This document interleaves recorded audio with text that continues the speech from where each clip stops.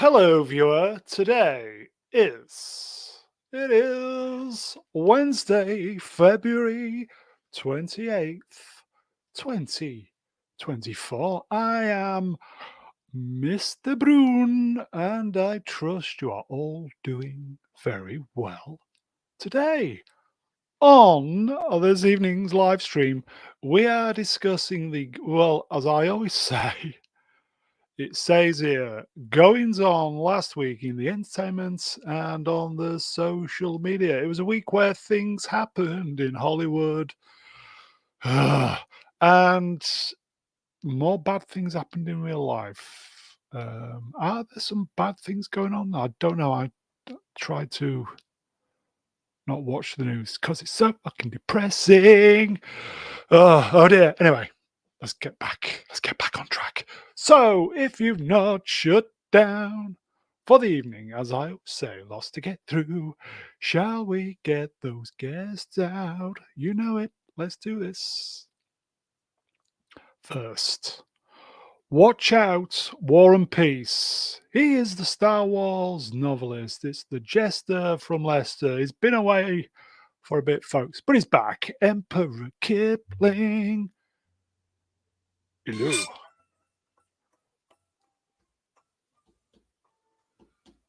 Very good. Silence. Yeah, I better turn that off in case there's a copyright strike on your channel. Very good. Are you well? Hello, how is everybody this evening? You're all right, mate? Yeah, I've got something in my throat. Yeah, I'm okay, mate. Not bad, not bad. Here you go. The joke is, here you go. Look, you go. Son and Storm. Is it Terry and Tim? Is it Terry and Tim? Go on, tell them the joke. Go on. Well, Go for on. anyone that doesn't realise, or anyone out of the country that wasn't Let me go full screen first of all. Bear with in me. the UK in the 70s and 80s. Bear with me. I'm boomering. What are you doing? I'm trying to make you go full screen, but I can't. I'm really boomering. Oh, fuck it. Just go on. Tell them the story.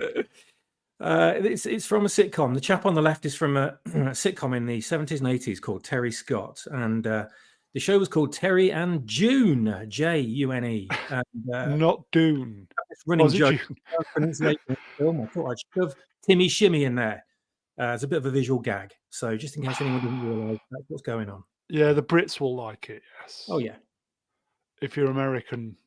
Probably not the Lord, though. I think he's too young. Yeah. It was a good program, Terry and Dune. Was it June? Was, Terry. Yeah. It was. It was British comedy at its best. Central UK entertainment.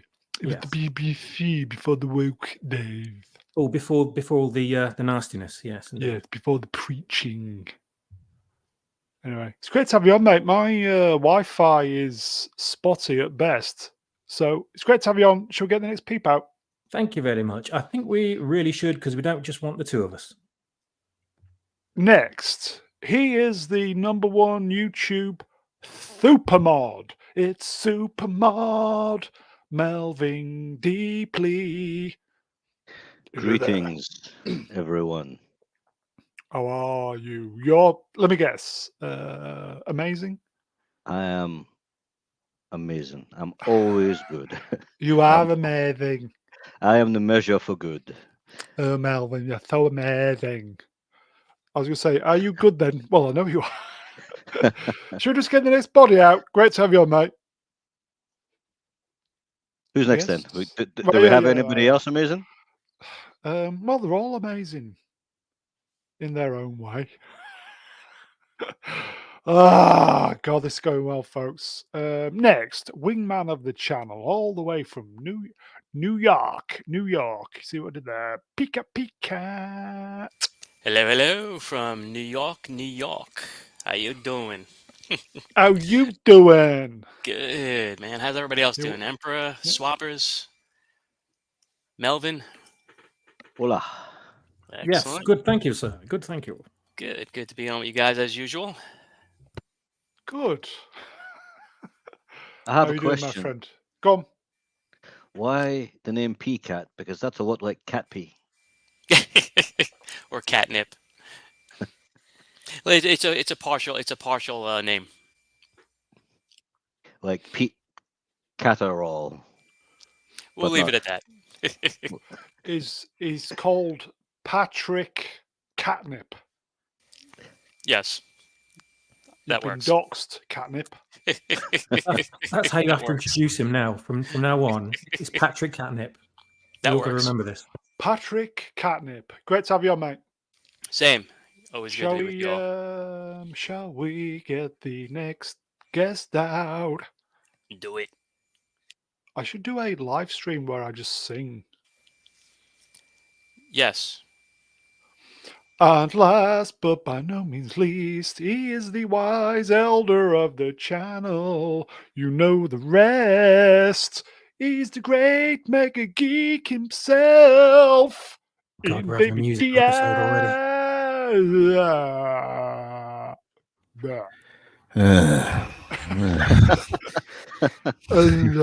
Right, everybody.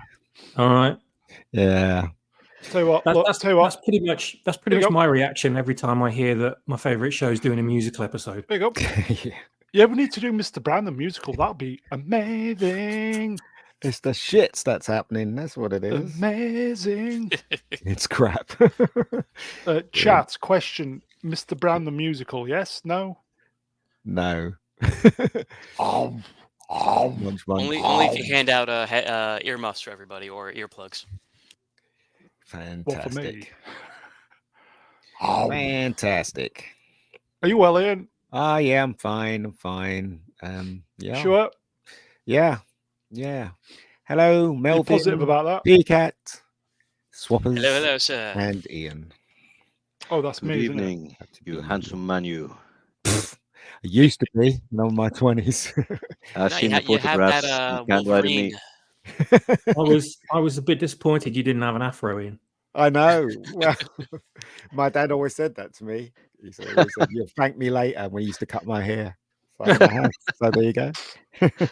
Oh, he didn't say, Ian, I'm disappointed in you. Where's your afro? No, my dad never used to have an afro either. He used to think it was stupid. He also used to think flares was stupid as well. My dad. Bell were. bottoms. Yeah, he used to think it Cranitus was says stupid. Matt Cat. It wasn't wrong. Matt Cat. We need Matt Cat's not here. We need him back, don't we? He's a good chap, Matt. Oh, Very do you good know? chap. Mm. I will say, chat, genuinely, Matt Cat is a sweetheart. And I don't say that all that often. He lives in Michigan, doesn't he? Matt Yeah. Cat. Let's dox him. Welcome to Doxing People. No, with no, the Mega Geek. he's put it in his chats and on X and everything, so everybody knows he's from Michigan. But I always thought Michigan was a rundown kind of place, or is it? Yeah, because Supposedly, Matt lives yeah. there. Listen. Is it? Sorry, PCAT, do you know if it's? It depends rundown on or- where you. There are some nice places in Michigan, but if you're talking about Detroit, they're famous, Right. the big city, then that's a different story. That's Is that where Flint worse as than well. New York. Axel Foley comes from? Yes. That's where Robocop comes from. Yeah, exactly. Yeah. Although they shot it in Dallas. So, yeah. A new movie on the way, isn't it? Another Robocop, really? No, Beverly Hills Flop. Oh yeah. Well, Beverly Hills Robocop. fingers crossed that is No. going to be good. It's a It's gotta be crossover better event. than 3. Yeah. I don't gotta think you'd be be allowed to swear though either in this one, No. because that's Get the Well, fuck then out of done. here. it's going to take it right out, isn't it? It's just ridiculous. The new Coming to America film was shit, wasn't it? It was. It was. I think I got about 20 minutes in. I thought, Wesley Snipes, yes, okay. Rest of it, dog shit. It's funny because everyone, when it came out, everyone on social media, you can tell they were all people that were supporting it, were saying how great it was, and it wasn't. It was just, it wasn't funny. There was not one bit in it that made me laugh at all. End credits. No, and then also it was kind of woke as well. They took Yes, the it was. balls out of that character. It was ridiculous. That's one thing Oh. that the original movie definitely wasn't, was woke. Yeah.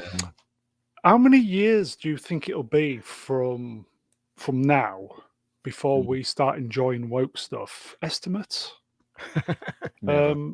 Melvin, as Emperor, how many years before you start guzzling down the woke and enjoying it. Until I give in to it and just accept that that's going to be entertainment for the rest of time. Same question for the chat as well. How many years goes 2 years before he starts enjoying it? Melvin? Never. Straight answer. Never going to happen. I'm never going to say a man's a woman or a woman's a man. It's never going to happen. PCATs, you're well into this stuff. You're what, couple Oh, months? I love it. I'm adding to my collection. I'm expanding my physical media collection just with a woke section right now. I might have to rent out a space just to add to it. If you're woke, physical media is a no-no. You want downloads, don't you? Yeah. So Yeah, it can Have be, you arranged all your DVDs? Have you arranged all your DVD spines to be in the order of the rainbow colours. Yes. plus your films and The stuff can spectrum. be revised at later dates. That's true. yeah. But I can use that as historical comparison to see, wow, I watched this crap when it was normal, and now I can watch it digitally as they've edited it out and woke it up. Yeah. If you're woke, folks, you're not into the physical media. Mega Geek, how many years before you start guzzling the woke? Never. I'd never guzzle the woke at all. At all. It's absolute. It's seriously, it's insidious. It really is. It's a horrible thing that's happening to our world. Actually, I've been throwing it around my head there, and it's like, what would make me change my mind? What would make me fold? And then I got thinking, it's like, if they said they were going to take my PlayStation, I'm like, okay, that bird's a guy. Oh, you're cheap. Manuel Grell, hello, my friend. In the year 2025. Yeah, maybe. There was a song called that, wasn't it? In the year. Yes, And that was I 55, saw it, 55, yes. 25, 25. Yeah, very good. I might go back and listen to that, find out how right they got it. Yeah. Spot on, probably. It was a prophecy.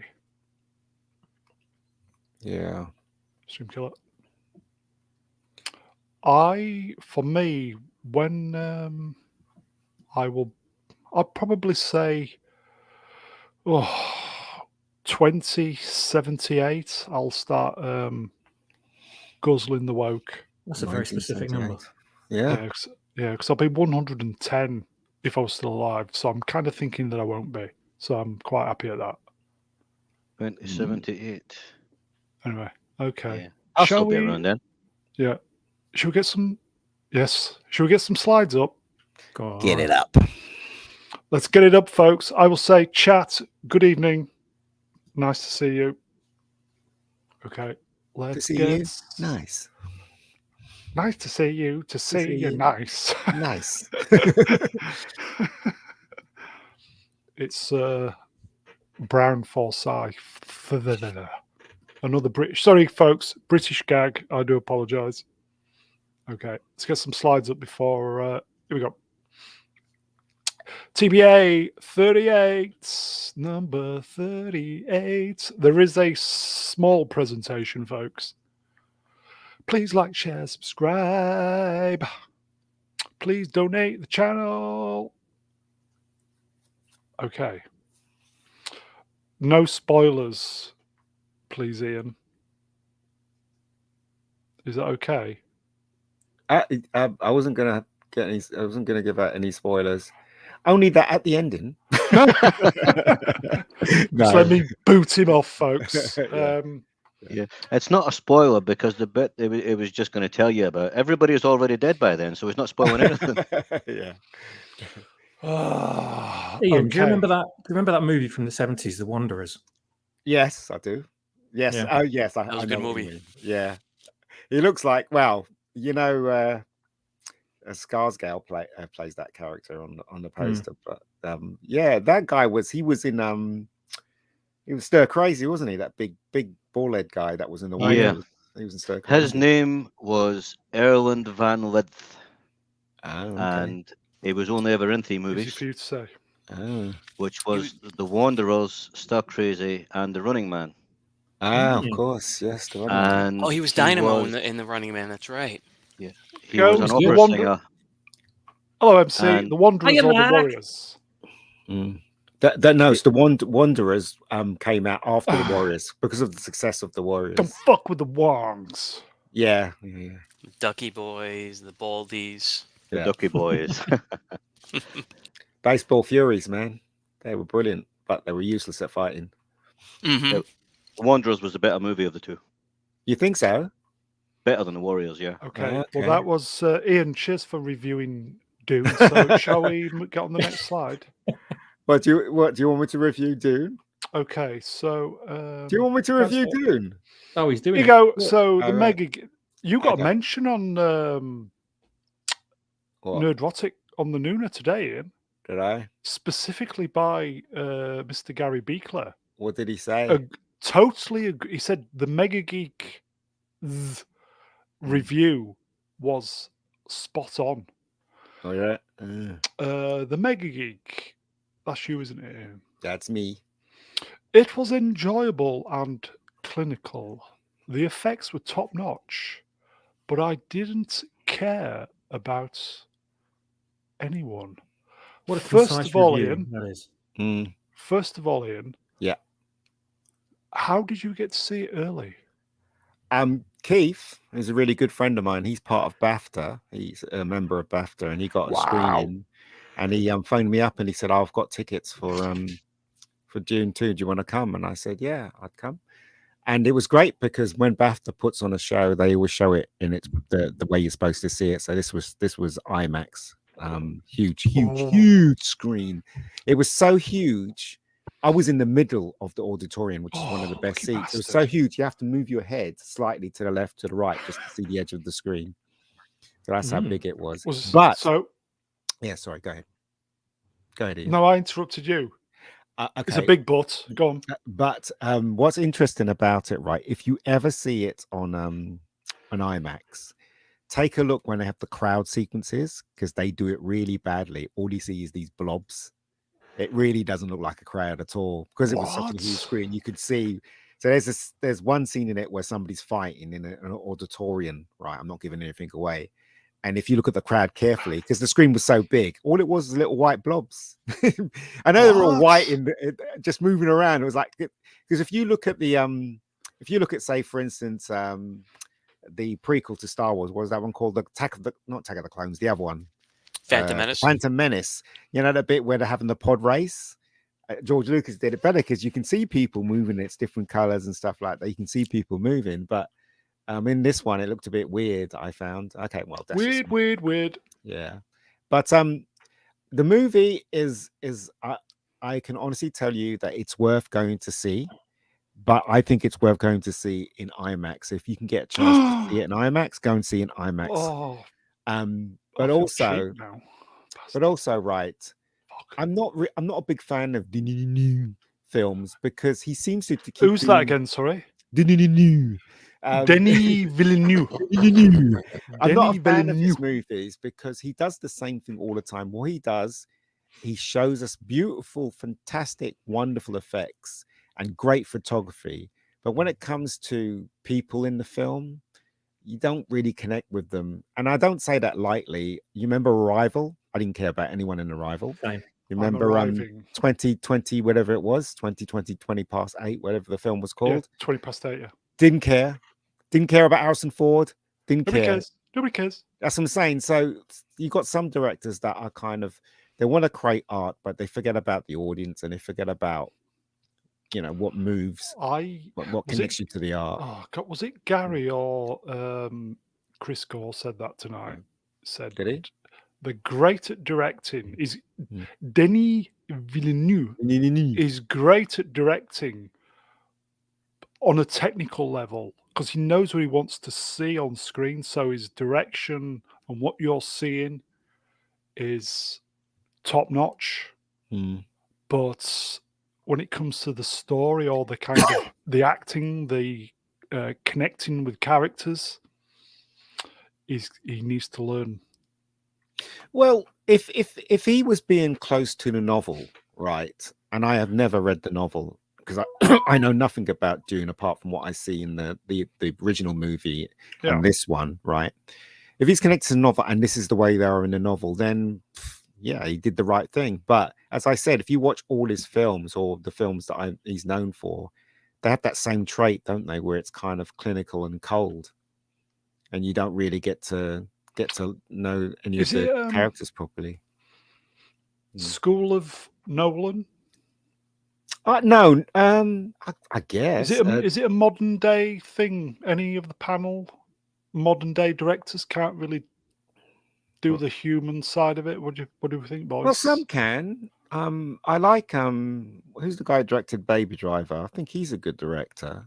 Edgar Wright. Edgar Wright's really good. He connects you to the characters. But just comparing New to Spielberg. So Spielberg was given the novel Jaws, and he read the novel Jaws, and he realized that to make it into a movie where people can connect to it, you have to change it, right? So he changed it because obviously the shark didn't get killed that way, and what's his name? Roy, Bruce. was it? Yeah, Richard Dreyfuss's character had an affair with his wife in the novel and all that rubbish. Yeah, he died in the book too, I think. Yeah, and he knocked all that stuff on its head because he knew that he had to make a movie out of, and a movie that people can connect with. So you connect with Chief Brody and Hooper and Quint. You connect with them all. That's why you kind of go with the movie because you connect with them. You can see their anger and their plight all the way through.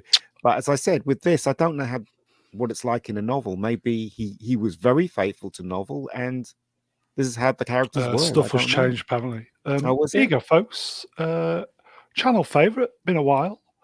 Velma Dinklage. Dilly Villeneuve. That's a great avatar, isn't it? Yeah. They should really... Velma, you should put those on T-shirts. They look amazing, that avatar. It's incredible. But you might go and see it, and you might think I'm talking a load of bollocks. You might think you can connect with the character. You might think it's really good. Who, me? Yeah, you. You do talk bollocks, but I've accepted that. And so that's Sorry, the thing. But that's the thing, you see. I mean, you guys, if you get a chance to watch it, you might think something Friday for different. Me. I always state that it's just my opinion and no one else's. So. Chat, who's going to see it? I've got a hot date with Smilex on Friday. Kippers, you going to see it? I probably will see it, although I'm not anxious to go and see it at the cinema, so I'll probably just wait for a download, to be honest with you, like I did with the last one. I've got a big enough TV and sound system to enjoy it home. So. No, man. Yeah. No. It's a bit of a trek for me to get to an IMAX, really. Well, it's just a big screen. I'm going on a big screen. Well, I've got a decent home setup. No, so swappers. It's fine. No, don't go to India, mate. No. I don't know anyone really. Treat yourself, lad. As far as my friendship circles go, other than you guys, that would appreciate it. So I'd be sat there on my lonesome. So I don't really. Well, if it wasn't for Smilex, I'd quite happily go on my own. Well, you do that on lots of films, don't you? Anyway. Yes. Melvin, you going to go see it? I haven't seen the first one. Go see it, Melvin. Go on, treat yourself. Go on. But that's what we were saying, weren't we? It is a niche thing, isn't it? In fact, don't even see the first one, Melvin. Go on. Maybe we'll see, because a lot of people are raving about this. Go straight in cold, mate. You'll love it. I think it would be good to watch. I've read the book, but I didn't like the book. Yeah. So there you go. I don't know. You go, Edward Senior. Careful with the shared popcorn brownie. Yeah, especially out of those holders. I don't think we're getting them over here, and I'm devastated. I bet you are. Yeah, because they look amazing. PCAT, you going to go see it? Not in the theater, but I haven't seen the first one. So what I'll do is I'll wait for the second one to be available, and then I'll watch them. Maybe I'll make a weekend out of it. I'll watch one on one day, and then follow it up with the second one. So you've not seen the first one? No, not yet. Platoon he's going to see it on Friday, isn't he? Platoon. He's going to see both 1 and 2. Yeah, the Lord's having a double header, folks. Yeah, amazing, isn't it? Ian, would you go see it again? No. It's It's great to look at. It's fantastic. I mean, Swappers, if you ever get a chance, if somebody pays for you to go and see it in IMAX, I recommend you should go. Larry's paying for Swappers. But it's Hi, very Larry. spectacular. It's really spectacular, and the effects, you cannot tell where the effect begins or where it ends. It really is. But I got to admit, I wasn't interested in any of these characters at all. So was it missing Sting? Yeah, in his undies. Yeah. Sting and Patrick Stewart were missing. Okay. I will say, believe it or not, folks, you might have missed this. There's a super chat from Larry for $20. First of all, Larry, I salute you. Made you look. I think I made you look more, mate. There you go. Cheers, Larry. Okay, so as I said, I'm going Friday, hot date with Smilex. Can't wait. There you go. In the chat, I'm seeing it Friday. Oh, Swappers, go see it. Go on, treat yourself. Go on, don't miss out. I don't know. The reason why I didn't fully enjoy the first one is because of what Ian said about being connected to the characters. I didn't feel any emotion towards anyone at all in it, and I did feel that with the original 1985 one. I felt quite a connection to Paul Atreides and a few of the other characters, and I really was reviled and disgusted by the Harkonnens and things like that. And I didn't feel that at all with the Villeneuve first one. So it's not really compelling me to go out and see it urgently, if you know what I mean. But if the opportunity comes along, then I'll take it. Go on, go see it. Okay, so was it full, Ian? I'm assuming it was. It was packed, obviously, because they were all BAFTA members. It was just, there was not one seat that wasn't taken. Did you see Mark Commode in there? No. I would have seen his quaff, but it wasn't. I don't think he was in there. In fact, I think somebody on Facebook was there, but I didn't see him either. It was a lot of people there and stuff. So yeah. Was Emily Booth there? No, she wasn't. Well, I didn't see her. If she saw me, she would have said hello. Did she go? Did she go? Don't know. Oh. Here you go, folks. Larry, I watched some spoiler reviews. Since I know the story already, so the departures from the book won't surprise me. Yeah, it's been changed, yes. Brown, would you consider doing a watch-along? It's a bit boring for the viewer, isn't it? Who'd want to watch me watching a film? Ian, would you want to watch me watching a film? No. No. No. It'd be shit, wouldn't it? It will be shit. Yeah. Okay. Shall we move on then? Oh, Ian, you'll have to get MC an autograph of Emily Booth. He's a bit partial to a bit of Emily Booth. I haven't seen Emily in years, in over 10 years. So well, now's your time to I used to work with her. I worked for 2 years at one point before, when I came out of post-production on a show. But I mean, I haven't seen her in 10 years. I might be up for this though. Very good. Okay. Shall we it's a sidestep. Sorry, folks. All right. Why am I saluting? You can't see me salute. God. This just popped in before we came on. I thought, okay. Princess Fiona McPherson. This is the pronouns F and U. See, Fiona's seen it. The further I get away from hashtag Dune 2, or is it June 2, the more I don't like it. It's not bad. It's just not Dune. Or is it June? As a fan of the book, it makes me a little angry. But when you're watching it, It is quite the exciting spectacle. It's like eating junk food. Tastes great, makes you sick afterwards. Wow. Go on then, I Ian. protest. Junk Oh, go food on, has Melvin. never made me sick. The further away I get from Dune 2, the more I don't like it. It's not bad. Not It's Dune. just not Dune as a book. I mean, I know a lot of people that feel that way. Well, I've never read the book, so I can't connect to it. All I know it is as two movies that I've seen. The old one and this one. But Princess Fiona's entitled to her opinions. I think. Well, no, Fiona's a purist. Yeah.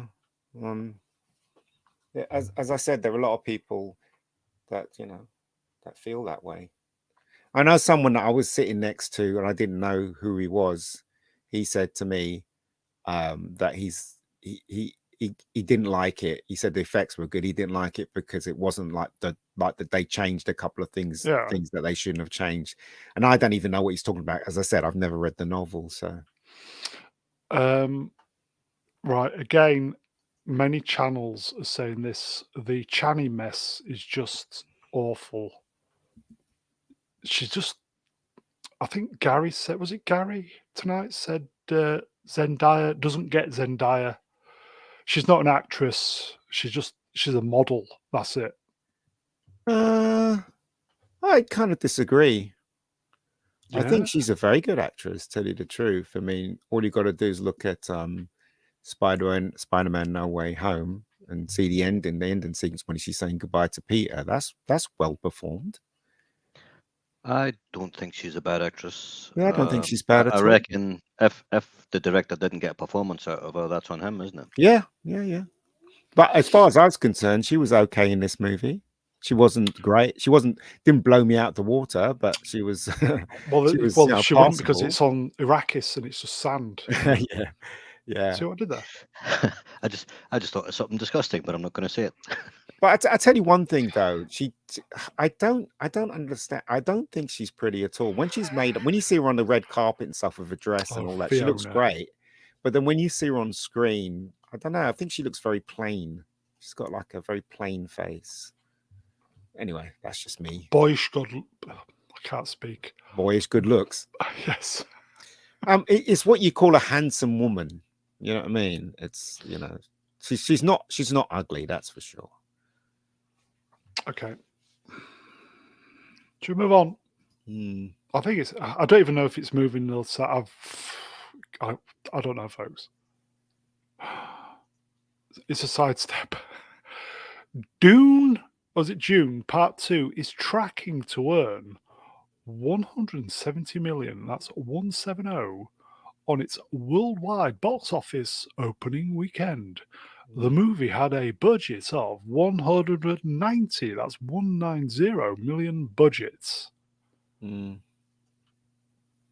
you know, guys? Do you possibly think higher? We're seeing the death of Hollywood? Seriously, I'm asking this question seriously because sometimes I think this is the last days of Hollywood. When I see things like this, I think so. You think so? Yeah, I mean, not like growing. I mean, obviously the golden age before we were born, but even growing up watching movies in the 80s, the 90s. I mean, there were events that you just made you excited and you wanted to see as many these movies with friends and sometimes multiple times, and then the excitement when it came on home video so you can see it again after it was out of the theater. Now you can count on one hand every year and probably have leftover fingers on how many times you have that feeling with movies. Yeah. Yep. I will say, right, okay, Dune, was it June? Part 2 is out in a couple of days. How long do I have to wait till it's on streaming? I don't think very long. There you go. That's the problem. So they've shot themselves in the foot. Well, this is the thing, you see.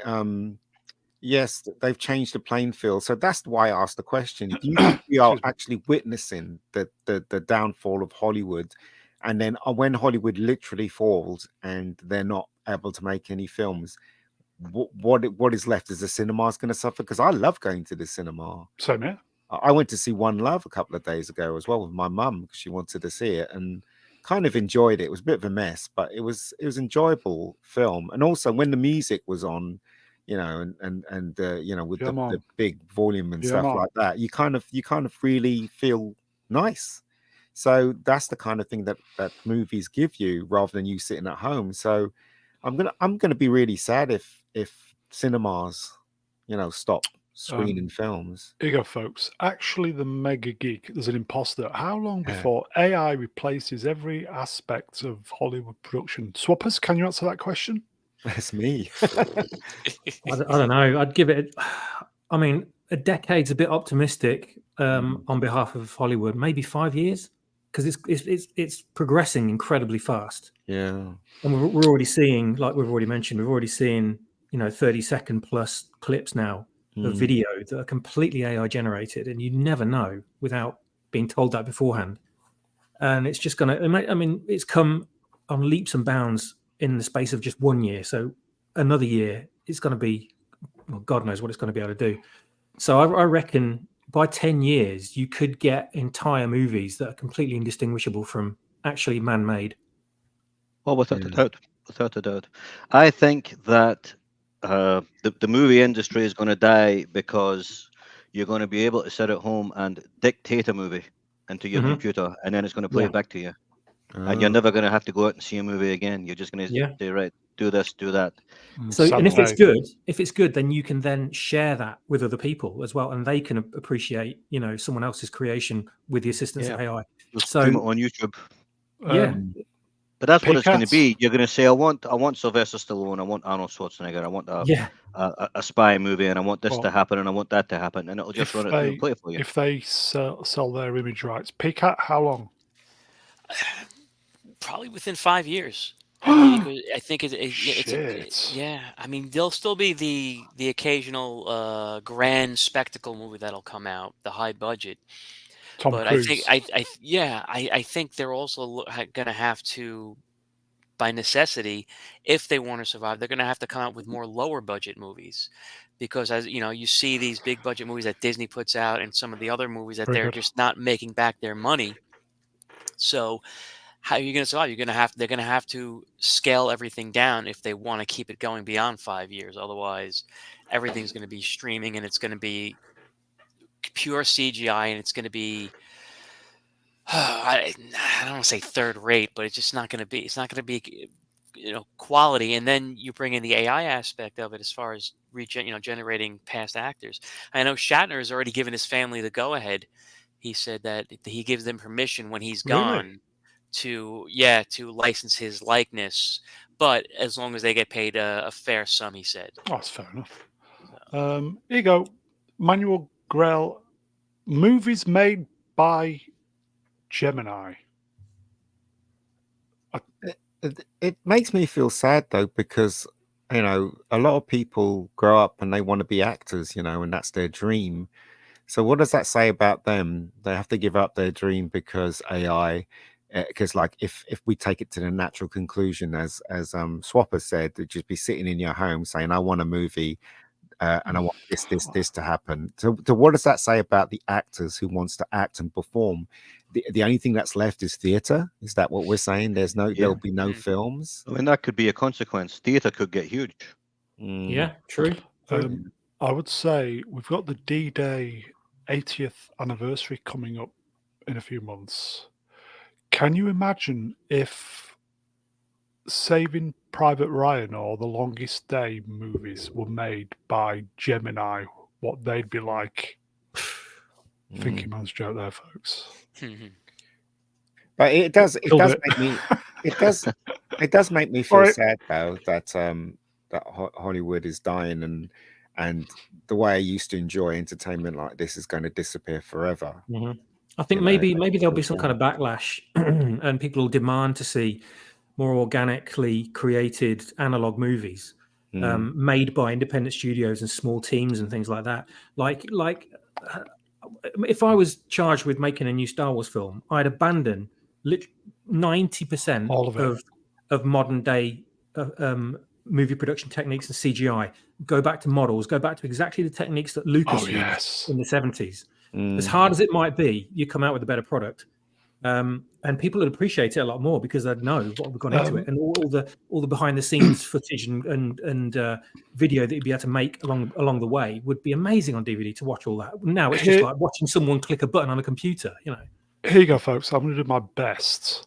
Paulo Alameda, AI can't beat Denis Villeneuve.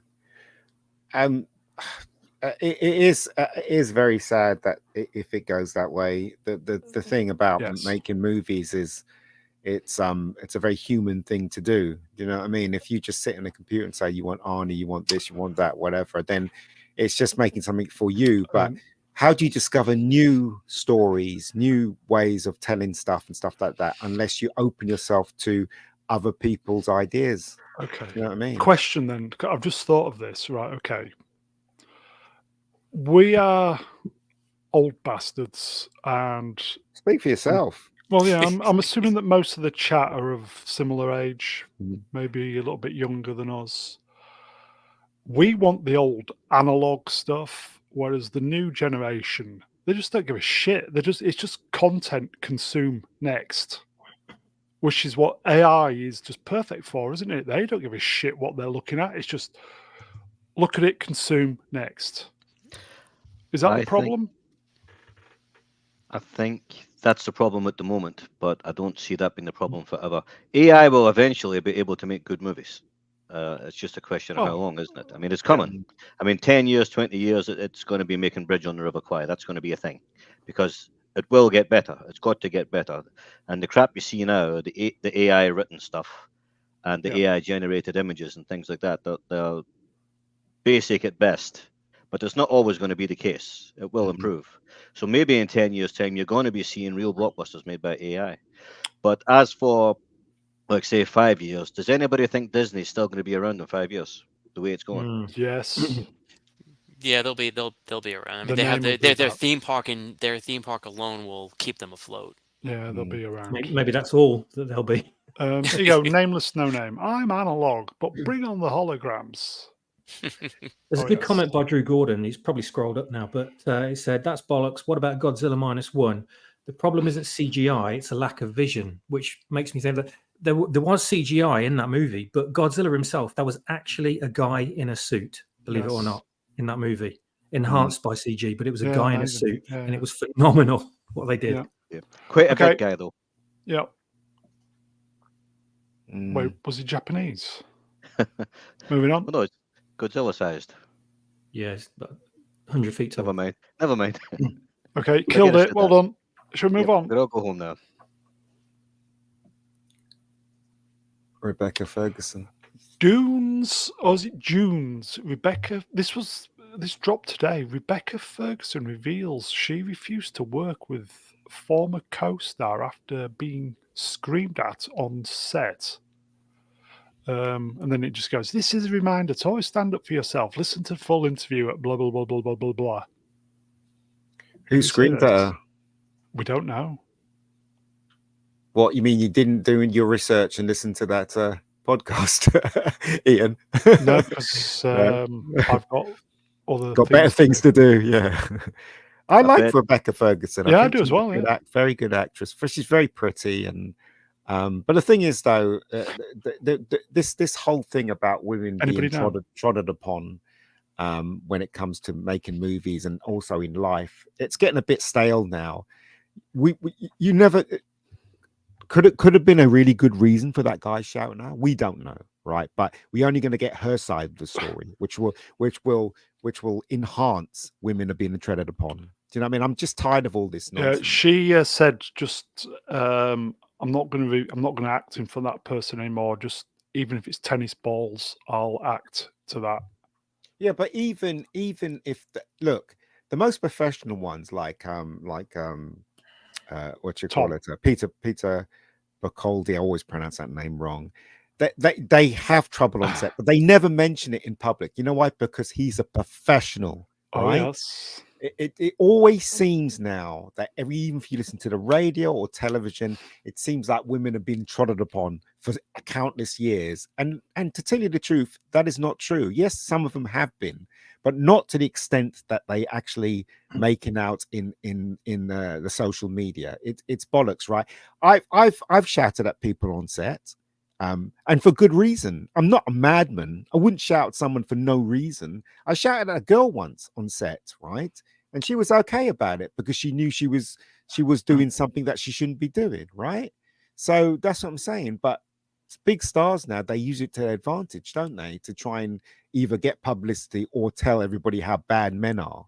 You know, so and I'm just a bit tired of it, really. But then again, she might be had a good reason. Maybe she has a good reason. There's another way of looking Christian at it. Bale.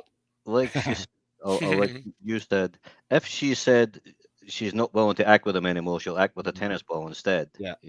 That's not very professional at all, is it? No, it's not. How bad was she, if that's the case? If she thinks she can say something like that and get away with it. Here you go, folks. Pontypool. I heard the interview and I didn't get the impression she was telling the story to complain about misogyny, which I agree. More about a colleague who was just being a dickhead. Yeah. Oh, I see. That's what it seemed like when reading the quote. It was the guy or the actor was just. It didn't seem like it was yelling for the sake of, get your ass in line, let's do a better job. I mean, it was just pure just insult after insult after insult. Right. Well, that's like. Yeah, but even if that did happen on set, why would you put it on social media? Do you know that's what I mean? true. There's something about being professional about the whole thing. Yep. That's true. Here you go, Jamalama. I think this is for you, Ian. Did you shout that was shite? Well, after the movie, no, because it wasn't. Because it was all right. I enjoyed it. It was just when you said you shouted at somebody on set. No, I say it was shite. When I was a lot younger, I used to shout quite a lot because people just used to take the piss. And I always get angry with actors that come on set and don't know their lines. My job is to direct, right? Your job is to remember the lines and perform. And you're giving me, as my dad used to say, a 6 for a 9. That's what you're giving me, a 6 for fucking 9. So you should do your job, right? And that sometimes pisses me off. I'm more tolerant today than I've ever been. But really? When I was younger, I used to really did have a go with people and stuff. But I'm kind of really tolerant now. But that's what I'm saying, right? You know, people have got to do their job when they're on the set. Otherwise, they're holding everybody back. You know, so don't cross the Mega Geek, folks. No, I'm not like that. I don't. I'm very nicked. Nurturing when it comes to my actors. You know, that's exactly what I am now. But you know, if they do step out of line, I don't let them get away with it because I can't afford to let them get away with it. Okay. I wonder how she would have held up if she had somebody like Friedkin directing her. Yeah, Friedkin would have used a gun. You know, or Kubrick. Or Kubrick. Well, Kubrick. Yeah, Kubrick had a go at what's her name, didn't he? A famous scene where he was Shelley Duvall. Yeah, Shelley Duvall, man. Here you go, folks. Emperor Goodwin. It's true. Mega Geek beat me up and stole my lunch money backstage. Bastard. Yeah. Is bastard. Okay. I think it's a sidestep. I do like her though. Oh, so do I. Yeah. Should we move on? Yeah. Not bad for is she? She's about 41 or 42. She's lovely. Yeah, that's pretty fucking good to me. Let's sidestep everybody. And then the obviously the Rock likes to get involved. Dwayne Johnson speaks on Rebecca Ferguson refusing to work with a former co-star after they screamed at her. Hate seeing this, but love seeing her stand up to bullshit. Rebecca was my guardian angel sent from heaven on set. I love that woman. I'd like to find out who did this. I think he's talking shit. Just seriously, why would you put this on social media? What? No more attention's going to you, The Rock? What the? You know? There you go. Seriously. I don't. You know what? Right? Social media is for the normies. It really is. It's for people like. It's not for stars. Why stars on social media? They don't need it. They're stars. And then the more you get to know the stars, the more you get disgruntled about them when they mention politics and all that stuff. And you think, you've just blown my whole idea of you. Do you know what I mean? I thought you were cool, but now you're not. So I don't understand why stars get on, social media. They should just stay quiet and put a couple of pictures up here and there. Here you go. Princess Fiona shouting. I won't shout. It's going to be so funny if it turns out to be a woman. Yeah. So there. Okay. Can you smell what the Rock is cooking, Ian? Yeah. It's Moving shit. on. Shit, everybody. Fucking shit up. Okay. Shall we? I think we'll put that one to bed. I think. Unless you do a side swipe. No, I'm quietly confident it's a step forward. Watch it. Oh yeah, this is stupid. No. What I think what I'm going to do on Wednesdays, while Ruin's away, we're going to drop the stories that drop on Wednesday with a little feature which we'll do at the end. So this dropped today. The Naked Gun reboot starring Liam Neeson. That's got to be a joke, right? No. Will release on July 15, 2025. That's not at 8:25 in the evening either. But the thing is, though, the reason why the original guy worked, because in the 70s he used to be a serious actor, and then when I put him in Aeroplane and he was serious but saying stupid lines, that's what made it funny. Liam Neeson, right? He's always been on our screen. So how I don't. Well, maybe it might be funny. Who knows? I don't know. He could be funny, but to me, I look at this as almost like it's going to be the Pink Panther remake all over again. Yeah. You can't replace Leslie Nielsen the way you can't replace Peter Sellers. The way, in my opinion, just make a different type of a comedy movie. Don't call it Naked Gun. Just make it a comedy. Hot news, everybody. Princess Fiona and Mr. Brown Lion says me. I found it. It was. Oh, really? I said Jake Gyllenhaal before the stream in the chat. So I always thought he was a nice guy. That was me. I picked Jake Gyllenhaal. All right. It'd be great if they were in a sex scene together, and that's when he did it. What film was he in with her though? Was it Roadhouse? Roadhouse. Shithouse, more like. See what I did there? Oh, that was quite funny for me. I think The Naked Guns were by far one of the funniest film series ever to grace the cinema screen. Police Squad was better. Well, no, there was not one movie that I didn't laugh. Police Squad was better. The TV series was better. show. No, it wasn't. I did love the TV show. If you look at the first couple of movies, they took a lot from those 6 episodes. They did, yeah. The movies, yeah.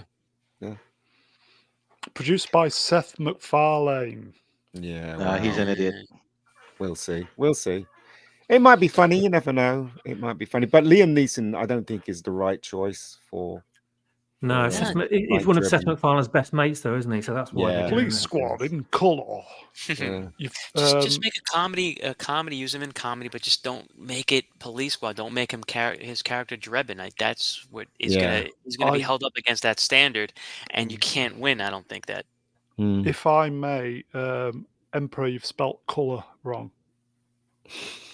It's an American spelling. Color. Color.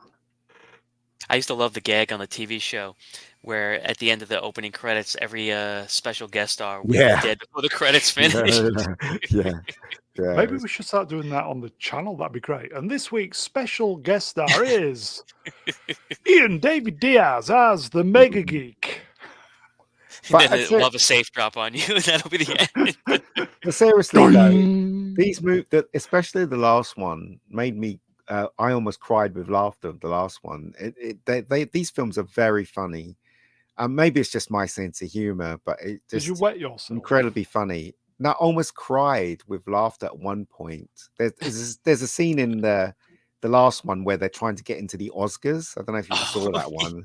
It's so funny. Trying to get a cab, and they go to all these people that couldn't speak English, and then they go to this black guy, and before they even ask a question, they say, forget it, and they walk away. And then the camera stays on the black guy, and the black guy says in perfect English, he says, I wonder what the devil they wanted. And that just killed me. It really killed me. My belly was hurting so much that I thought it was that funny. So and that's an example of when I was a kid. I was in grammar school, and a friend's father took my friend and I to see the original Naked Gun movie in the theater, and that was a fun experience. And I couldn't wait to get home and then tell my dad, I saw this hysterical movie. We got to watch it, and we didn't get to see it in the theater. But as soon as it came on video, rented it, and we watched it together. Again, that's the excitement that I miss. Yeah, same here. Yeah. I remember they had this, when they have a slogan on the poster, and one of them, I can't remember which film it was, it said, if you see one film this year, what is it? No, I can't remember. What was the line? Something about you should get out more often. If you only see one film in this year, you should get out more often. Well, that's the other genius of those movies, whether it's Airplane, Naked Gun, Hot Shots that the Zucker brothers do. Yeah. Even when you watch the credits, you have to watch the credits because they put little gags just in the credits themselves. They do, yeah. You know why it's great movie. You know why we got the movies, don't you? The Naked Gun movies. No. It got cancelled. The TV show Police got cancelled. Squad. Everybody on this entire planet loved Police Squad. They got the humor. It was massive in Britain when it was shown. The Americans didn't get it, and it was a ratings flop in America. But it bombed. I mean, they basically, ABC, the audience, because it was on ABC, they chose Joni Loves Chachi. That was getting better rating and you know why? You know the main reason why it flopped? Because I watched a documentary once about this. It's because you have to sit down. You have to watch it. You have to watch it. And if you listen to it, you miss the punchline. Yeah. I mean, just a simple scene that I remember from the TV show, where you see Drebin, he's leaning on the desk, and it looks like he's talking into an intercom, like he's pressing an intercom, and he's talking, and he's not. He's talking to a midget on the other side of the desk. Yeah. But if you're just listening, if you're listening to it, it just sounds like a normal scene. Yeah.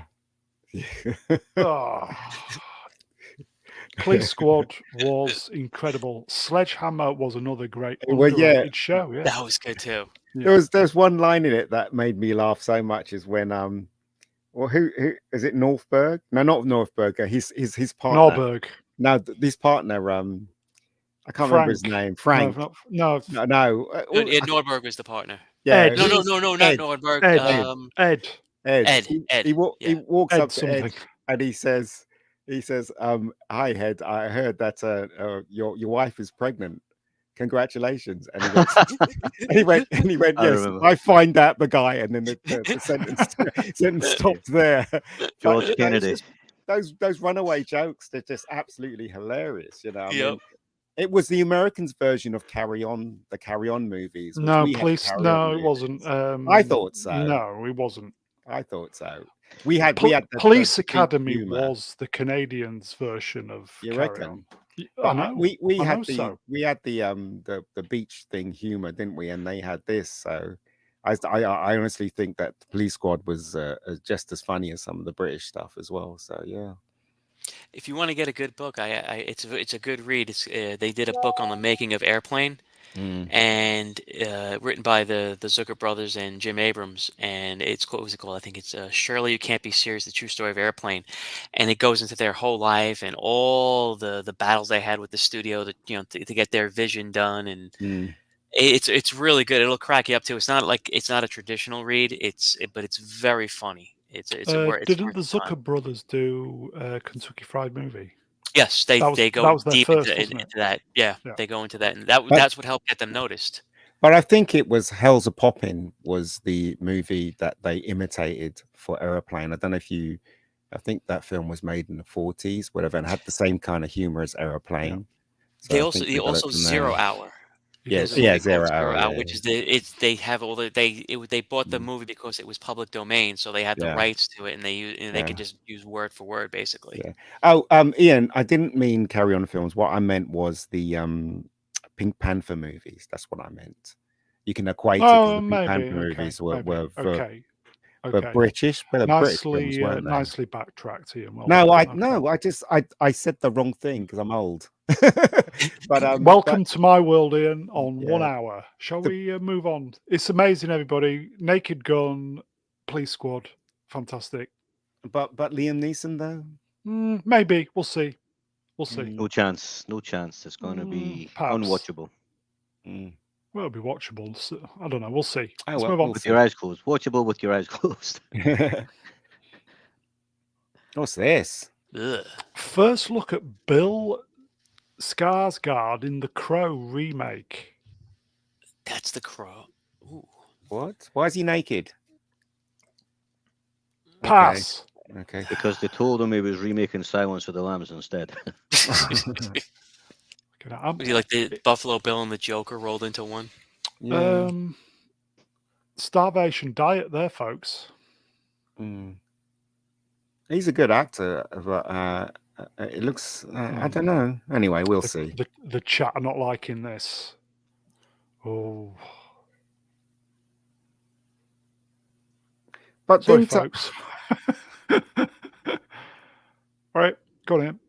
No, so didn't the Crow have clothes? Didn't he? I think he had a couple of scenes, but he this just looks like, I don't know. Like, is this like the aftermath of being lit on fire or something? It just. I really do enjoy new graphics on the channel. In the bin. Oh. Black Lives or Black Knives, you're invited to come on 1 week, mate. Is this suggesting that's going to be woke then? This because he I don't know. I think we just have to assume everything's going to be woke until proven otherwise. Yeah. Oh Yep. dear. There was a video game series that I still love to this day that's been around for a couple of decades now called Devil May Cry. And it's got a huge following. So a fantastic game. Started its life on PlayStation and then went to other platforms afterwards. But the main character in it's called Dante. He's a very iconic, very cool, likable character, a demon hunter with white long hair, and a red jacket and guns and swords and stuff. And he looks awesome. And after 3 games, they farmed it out to a different studio, and a different company took on board the concept and completely redid the character. And he looked a lot like this, and there was a massive backlash for that as well. So I can't really see this appealing to anybody. Oh, okay. Here's a question: how do they make the Crow woke? Make it white. A white crow. Can you get white crows? Oh, the actual crow, as opposed to the film. You probably can get white crows, I suppose. Yeah, they're called seagulls. Because in the first one, it's like he's upset some mafiosa types somehow, and then they come and kill him. And it's like, so how do they do that for a woke sequel? Does he upset the gay mafia by misgendering somebody? Yeah, probably. Okay, Never mind. bombshell. Yep, that's 2 in 1 night, mate. Well done. That's we'll see if we can go for 3. Yes. Okay. So let's move on then. I don't think nobody's going to.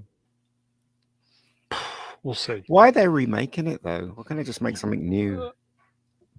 Because they're talentless and can't think of anything new. I don't know.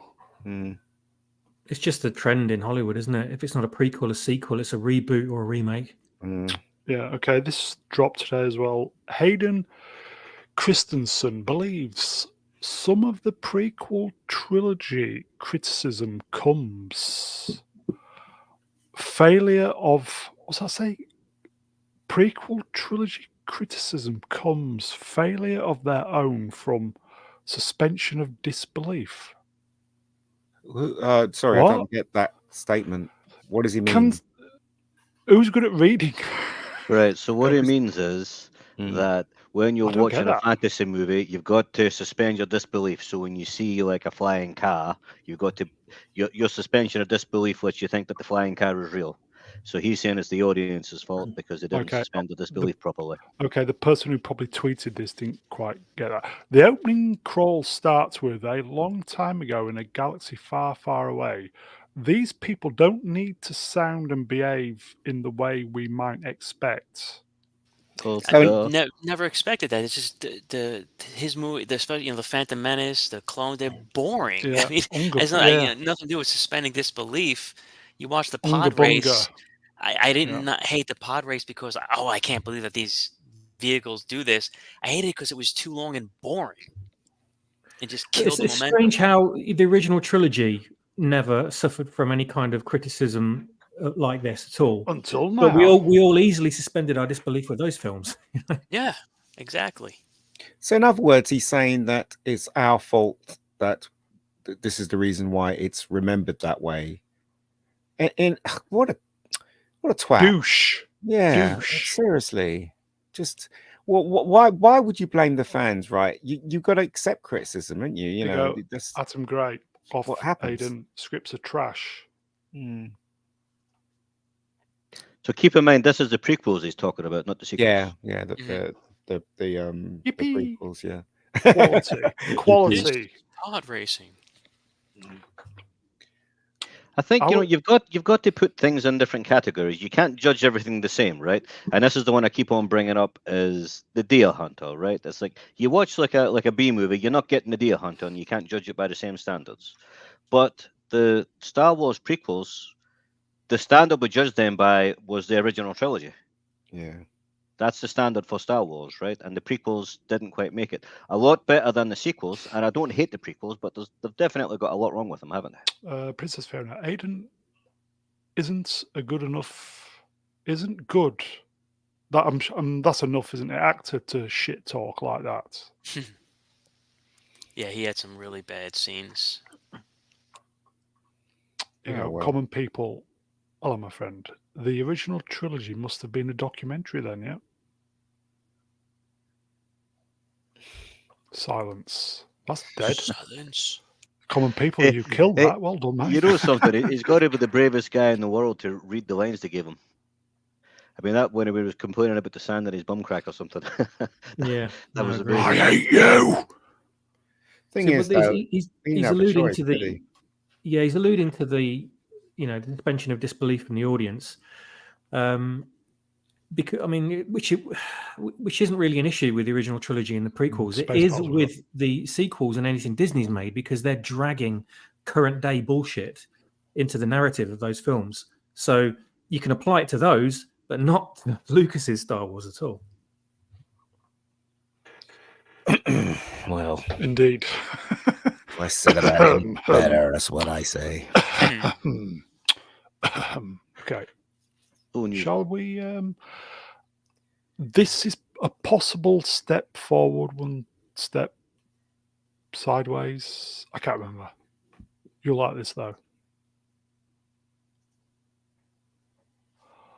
Ahmed Best reveals he's working on a new Star Wars project. Just when I thought I was out, they pulled me back in. Great. Run. I hope it's the further adventures of Mace Windex. Run, mate, run. If I was you, I'd run. What character did you play?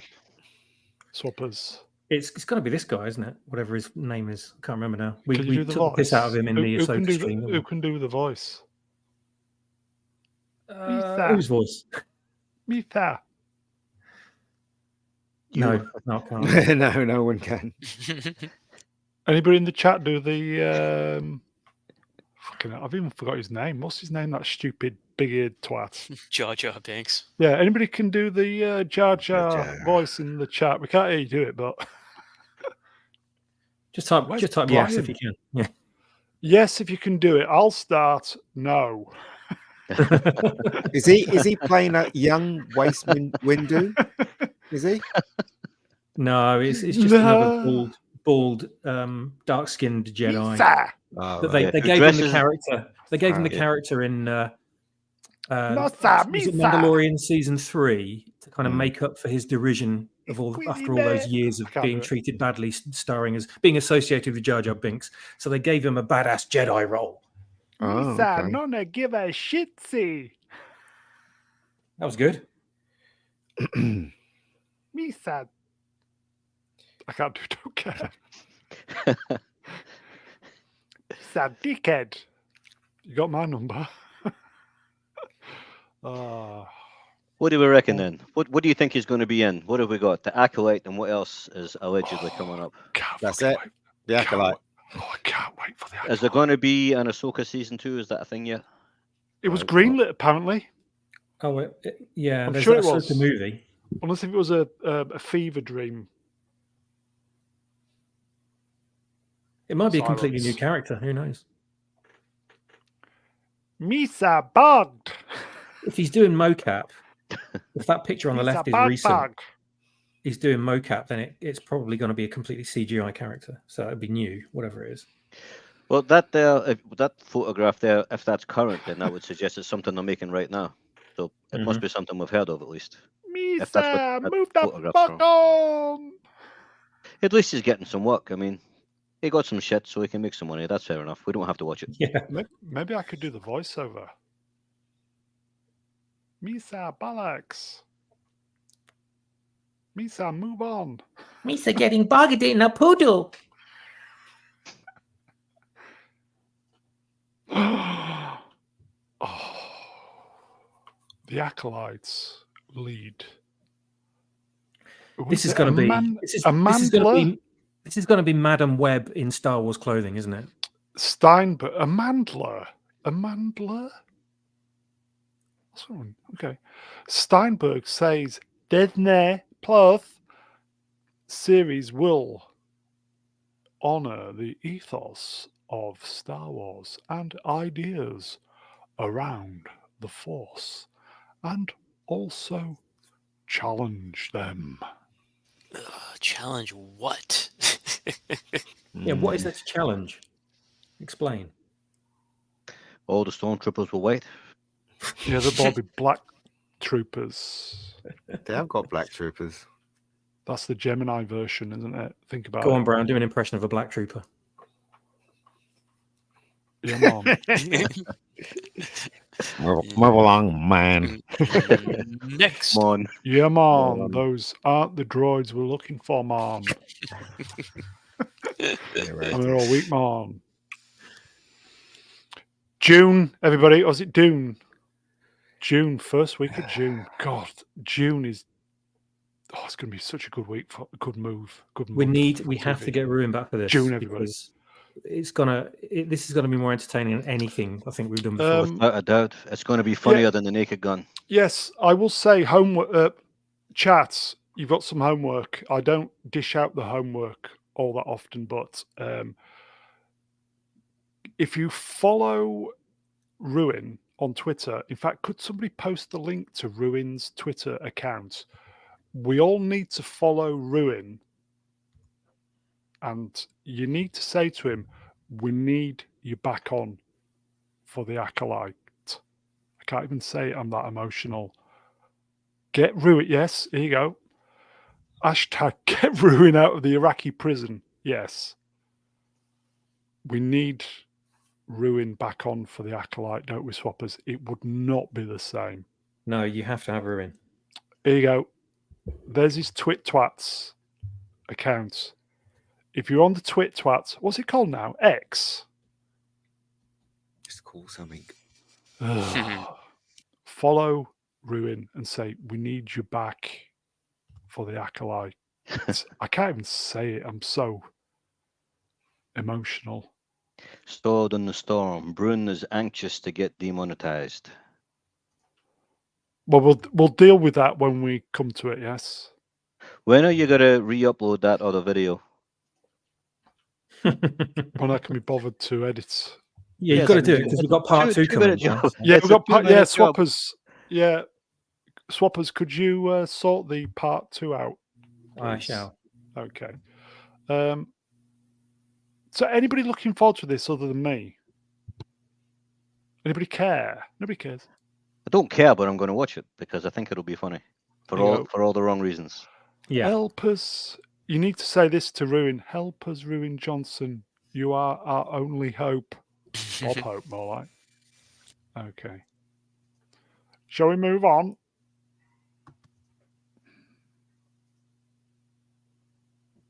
Okay. This dropped yesterday. Shogun. Melvin, over to you, mate. We'll just take it easy for Over 5. to me. Well, first I will say they spelt shotgun wrong, and his cowboy hat looks off. Yeah, this was great, and none of you have watched it, so it's just me. Has anybody read the book? I saw the 70s version Yeah, when I was a 70s. kid. Was it the 80s version? Yeah. With, Was it the 80s? 1980, I think. Richard Chamberlain and Richard Rachel Chamberlain. Ward. Yeah. Fit. Yeah, Rachel This- Ward was. No, Rachel Ward wasn't in that, was she? She No, was she in wasn't. the Thornbots. Yeah, She she was. was. Her sister There was some was really, pretty there was some hot really as well. sexy Asian girl in it, though, wasn't there? I remember. Mm. That's all of them, innit? Yeah. Here you go, Larry. Good show. Oh, good show. This is shockingly good after 2 episodes. It's done a lot of things different from the book already, but nothing too offensive. There's one bit in the second episode where they have this ninja assassin sneaking in to do some damage, and for some reason they've made it a female, which is Did a she bit get strange killed?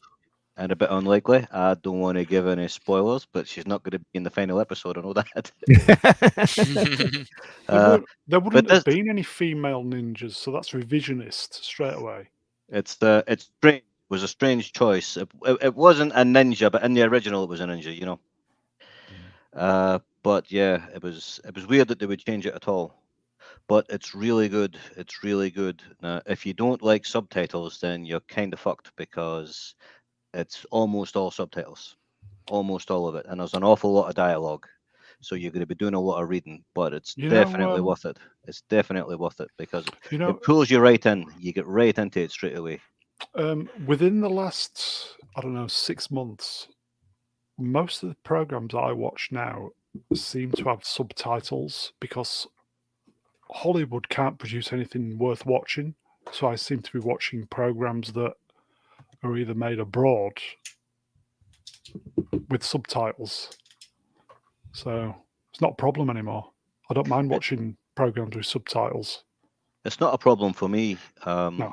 You just need to have your concentration. You know, it's not something you can watch on the fly. Because I have a tendency where I'm working on a computer and I'll have something on to my right and I'll be watching it as I'm working, and I don't really have to pay that much attention to it. But with this, you do. You can't just put it on and leave it. You've got to be watching, because there's an awful lot of dialogue, an awful lot. I think if you're in the UK, I think this is on Disney minus, everybody. Disney minus. It's the sister channel of Disney Plus. Larry, I watch with subtitles all the time. I think it's because I'm old. Join a club. Yeah, my mommy's like that. She watches things with subtitles just because she's deaf. Or half deaf. Iceman, Dr. Iceman, buy a VPN, mate. Yeah. Another thing about this is you're probably not going to recognize anybody. There's nobody really famous in it. The actor who plays Toranaga, he's the guy that was in Inception. I can't remember his name. And there's a couple other names that are kind of like B actors who may or may not recognize, but you don't really recognize their faces. If you go on IMDb, you might recognize them, but you don't recognize them in the show. They don't have any really famous people leading it, so they're relying on the quality to get you watching it. It's not like they stuck The Rock in it, you know, put Dwayne Johnson in it. Romeo Tango November Zulu loved it that much. He set up a new chat group and just said, "Get your ass in gear," and watch it, didn't he? He loved it that much. Was it him? Yes, it was, wasn't it? It is good. It's the best thing I've seen for a while, but it is only 2 episodes in, so you know, don't want to get too excited. But I mean, I've lost interest in Masters of the Air very fast, but this is better. Yeah. Here you go, Larry. I saw the trailer. The badass dude from The Last Samurai is in it. Is he? I hope Tom so. Cruise. No, the other geezer, the Japanese guy? I don't remember seeing him. I hope Unless he did, because the next slide is this. Because this popped on literally, I thought, okay, kind of connected. We'll just throw this in. Hiroku Sanada says Tom Cruise. Oh, so that is him. Yeah, insisted that he swing an actual sword at his neck for The Last Samurai. I took a full swing and then stopped, just touching the skin, but no injury. He never blinked.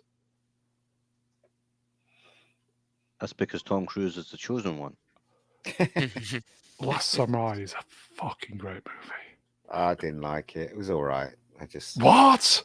Yeah, I just thought. What? I just thought it was a bit of an insult that he was the last one standing, and all the It's Japanese Tom, people though, isn't it? And it was just too much. It was just too much. It's the same thing with Dancing with Wolves as well, right? All the Indians get killed, and the white man and the white woman survives, and it just kind of grates with me, that kind of stuff. So, but anyway, there you go then. I mean, is this The Last Samurai? It's a made up thing, isn't it? It was written by. Is it based on a novel or something?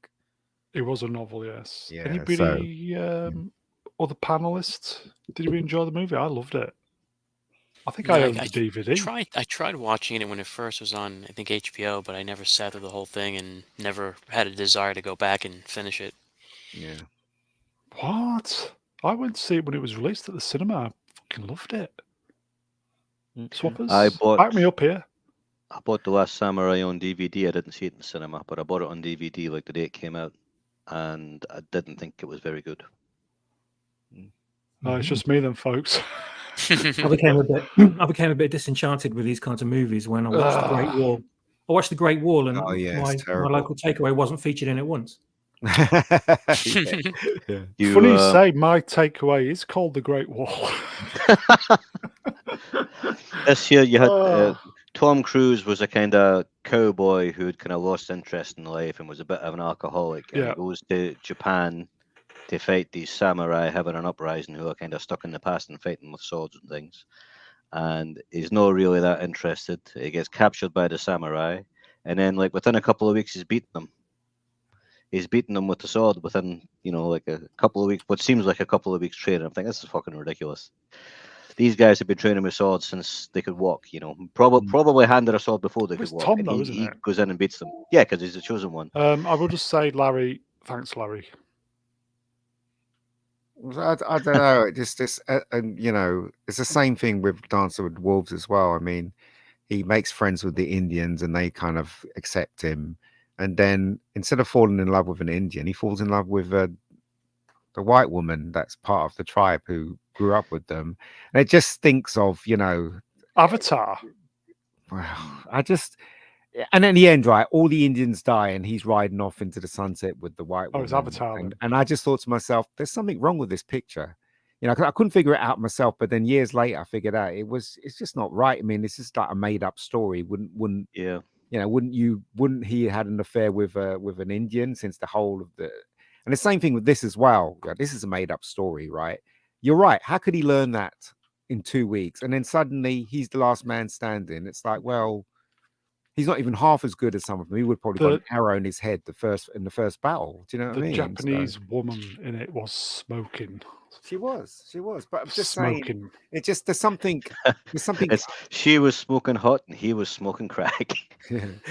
There's just something odd. There's something that subconsciously I didn't like about the film, and when I look back now, obviously a lot more mature, I can see what was wrong with it. So, I should have asked Lance if he wanted to come on, but it was last minute. Lance is streaming. Yeah, sorry, Lance. Sorry, Lance.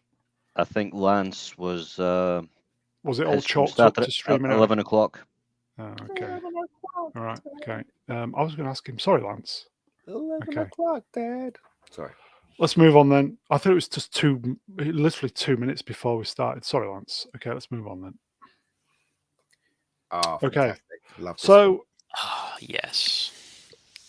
Last week, by hook or by crook, we just started talking about films of 1991 because we're doing the Star Trek thing. I thought, okay, what can we do for the show to follow on from that? And Mr. Brown came up with I think, a reasonable idea. Films or movies from a specific year. This was Yeah. the 60s, wasn't it? 68, is it? 60. Can anybody guess why 1968? Chat. That's it. The year you were born. Oh, spoil sport. You were born in 1968. Okay. What a great year to be alive, folks. Yes, Mr. Brown is an old bastard, but you already knew that. Okay.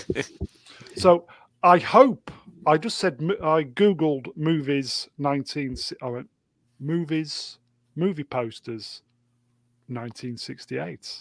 And hopefully these are correct. So there you go. It was a great year for films. Larry, I was born 1969. Not Brian was born in 1958. We know that's not true. Okay. So if I have made a mistake, blame Google. No, this is definitely 68. Okay. So Bullet has the best opening sequence, one of the best opening sequences a film has ever had. It's such an iconic opening sequence. Even adverts copied it. Would you care to describe? Well, it starts off with a Warner Brothers sign, the old-fashioned Warner Brothers sign, and looking across the city, and then and then it kind of. I can't remember the guy who does the music. Lone Sharif, whatever his name is. Who's the guy who does the music? Was it Lalo Schifrin? Schifrin, yeah. His music starts. Great music. And then you see this shot of all these gangsters standing. It's black and white, and the camera's panning, and the music starts, and then the credits come across the screen, and it stops in the middle, and it comes right towards the screen, and you see another scene, and it just goes on, and it's really great. What a fantastic beginning of a movie. Great title sequence that encompass what was going on. It's really good. And the music is just absolutely fucking awesome.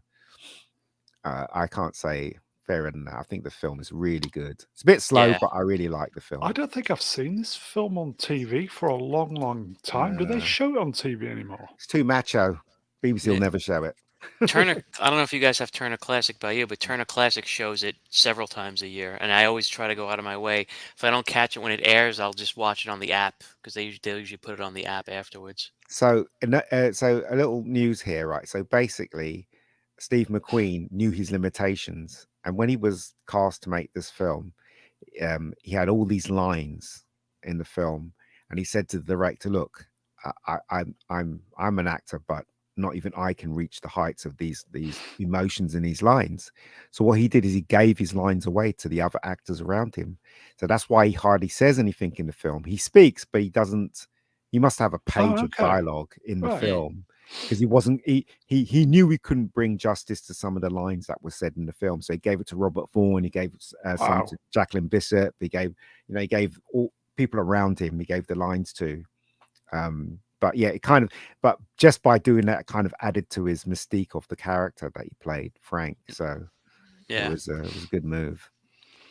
Here you go, folks. Johnny Lawrence's mum. All the best people were born in 1968. The really great ones were born in September. Really? That car chase was amazing. Oh, yeah. San Francisco, is so cool. His car is so bloody cool. What's the car again? Mustang. It was green, wasn't it? Dark green Mustang. Yep. I mean, I don't like green as a color for a car, but my God, did that car look cool. You watch that. I mean, you would appreciate it more than any of us, Mega. Like, you watch a scene like that, and then you compare it to the CGI obnoxiousness of those Fast and Furious movies, and it's like you can't recreate that. I mean, granted, it was dangerous, obviously, but just the visual experience, that and maybe French Connection, are the two that will pop into my head right away. But I also, another thing that I love about the film, which I copied from my film The Killing Zone, was the hitmen.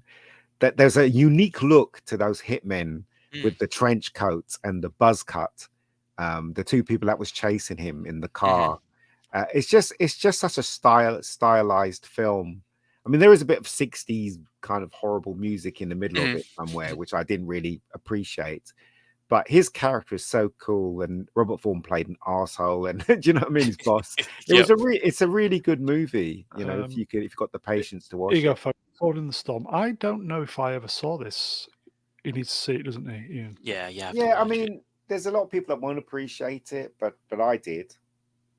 I saw it on TV, and I've actually got it on Blu-ray here somewhere. Wow, one of my favorite films. Yeah.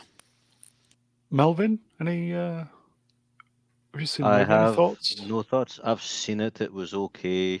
The car chase was quite famous for the time, wasn't it? It was the Mustang against, was it a Dodge Charger or a Dodge Challenger?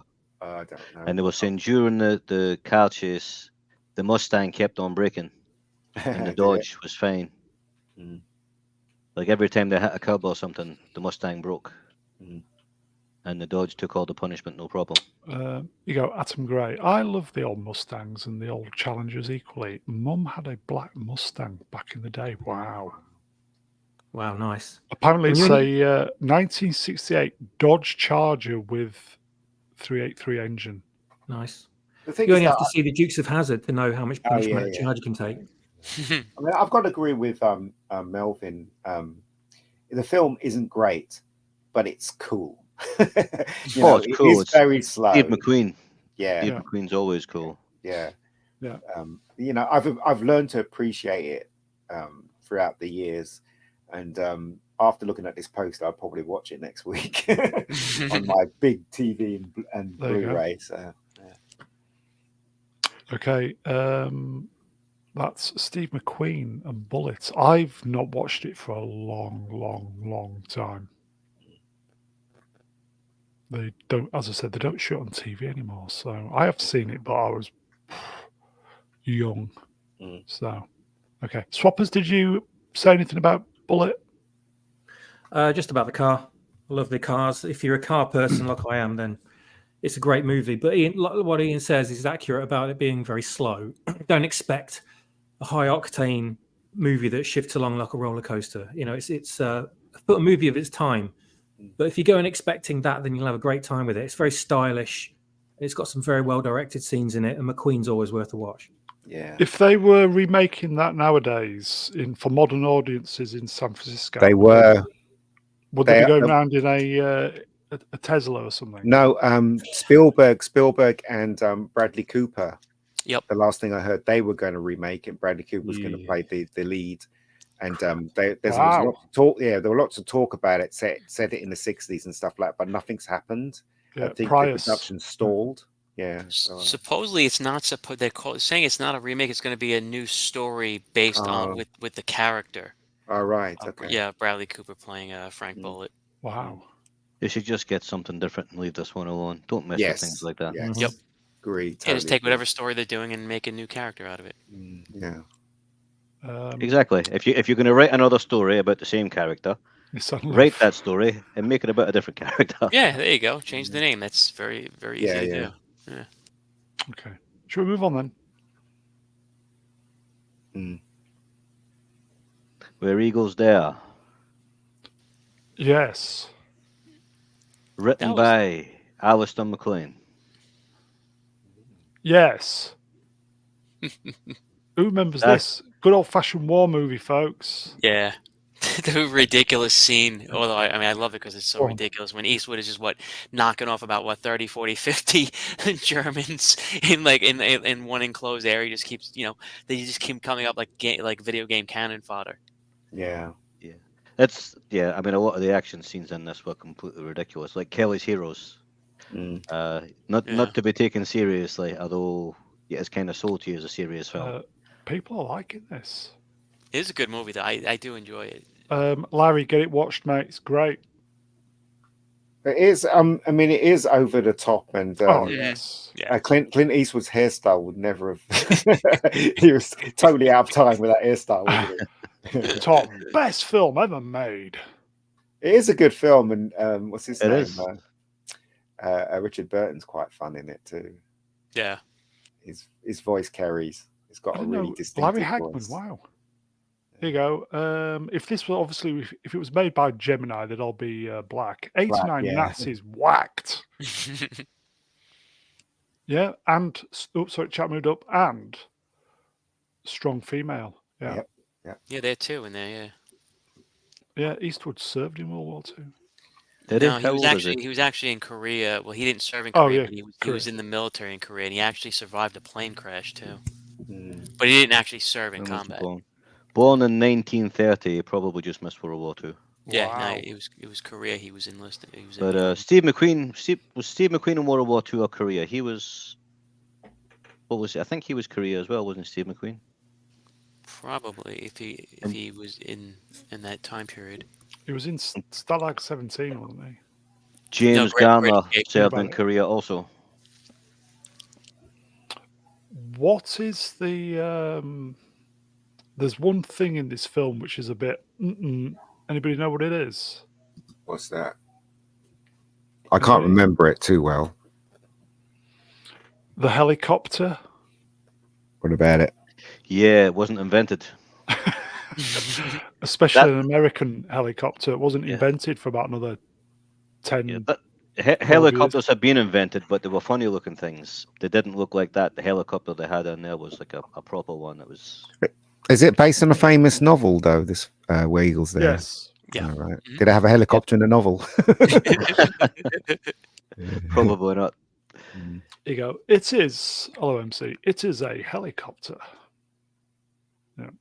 I love the poster though. Look at that poster. It's just pure pulp, isn't it? You know, that would be on a pulp kind of book. But it is. Those days, he used to make fantastic posters. Look at it. You know, it just looks like a comic book. One weekend, Major Smith, Lieutenant Schaefer, and a beautiful blonde named Mary Sue decided to win World War II. You never get a poster to say that today. A beautiful blonde. I will say World War II for our younger viewers was a war many years ago. I used to work with a guy who said, well, when asked, the best answer he could come up with was World War II in the 1970s. And the German leader during World War II called Hi Hitler. Mr. Hilter. Okay. Swappers, have you said anything about war films? Are they your bag, my friend? I kind of used to enjoy them as a little kid. I love war films. Yeah, and we all used to go running around the neighborhood with sticks, pretending they were rifles and whatever, you know, before you realize that war is all about horror and it should never be emulated in any way. But war is bad. Yeah, but for what they were, films like this were, in a bubblegum way, kind of enjoyable at the time. And they're very cheesy if you go back and watch them now. Yeah. But, that poster there, you never get away with that today, would you, with the swastika on it? Nope. Will my stream get demonetized because of the... maybe. Cartoon. It's a funny angle. It could be anything. Yeah. Cartoon Man 154. Hello, my friend. Posters these days are just photoshopped. It's true. Crap.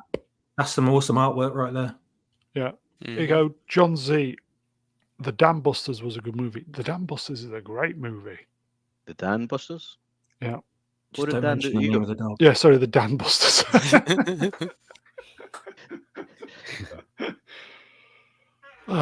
Damn you, auto spell. Anybody know Dan Buster? He's a good bloke. Damn you. Damn you. Very problematic with the dog, but never mind. For modern audiences. Anyway, okay. Shall we...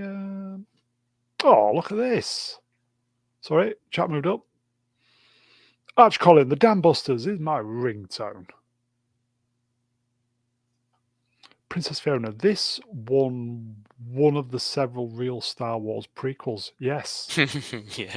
Thinking Man's Joke. I like that. And I will say also, Battle of Britain is one of my favourite war films. I finally saw that recently. God, I love that film. Yeah, it was good. God, That was the one with Michael Caine. Yeah. Yeah. Yeah. Yeah, didn't Christopher like it. Plummer. Who else was in it? I think everybody was in it. Laurence Olivier, he was in it. Susanna York. Supposed to blow the bloody doors off. Oh, it's just. I agree. If you've not watched Michael Bay's 13 Hours, it's a fucking great movie, folks. Check it out. Never heard of it. Is it 13 Hours in Benghazi? Yeah. Never heard of it. Yeah. Very It's good. a monster of a war film. Monster of a war. It's Yeah, based fucking- on a true story. yeah, I see. yeah. I saw Ambulance. That was a Michael Moving Bay swiftly film, on. wasn't I tell you a horrible. Ambulance. it? Ambulance, yeah. It was all I'll tell you the right. true story of a horrific incident that I once had after having a bad kebab one night in Leicester. It was called 13 Hours on the Kazi. Anyway, move on.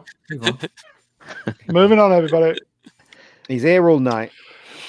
I think it's called this. Is it called this, MC? If you've not watched this movie, folks, check it out. It's a great movie. Michael Bay, amazing. There you go. Never seen it. On Didn't Amazon, even know it folks. existed. Black Hawk is also a great movie. It's on a par with that, mate. Okay. Black Hawk Shall we move looks on? beautiful, doesn't it? Black Hawk. Yeah. Really well lit Yeah. film. I think you cracked this one. So it's 13 Hours on the Kazi. Moving on. Who remembers this? Barbarella.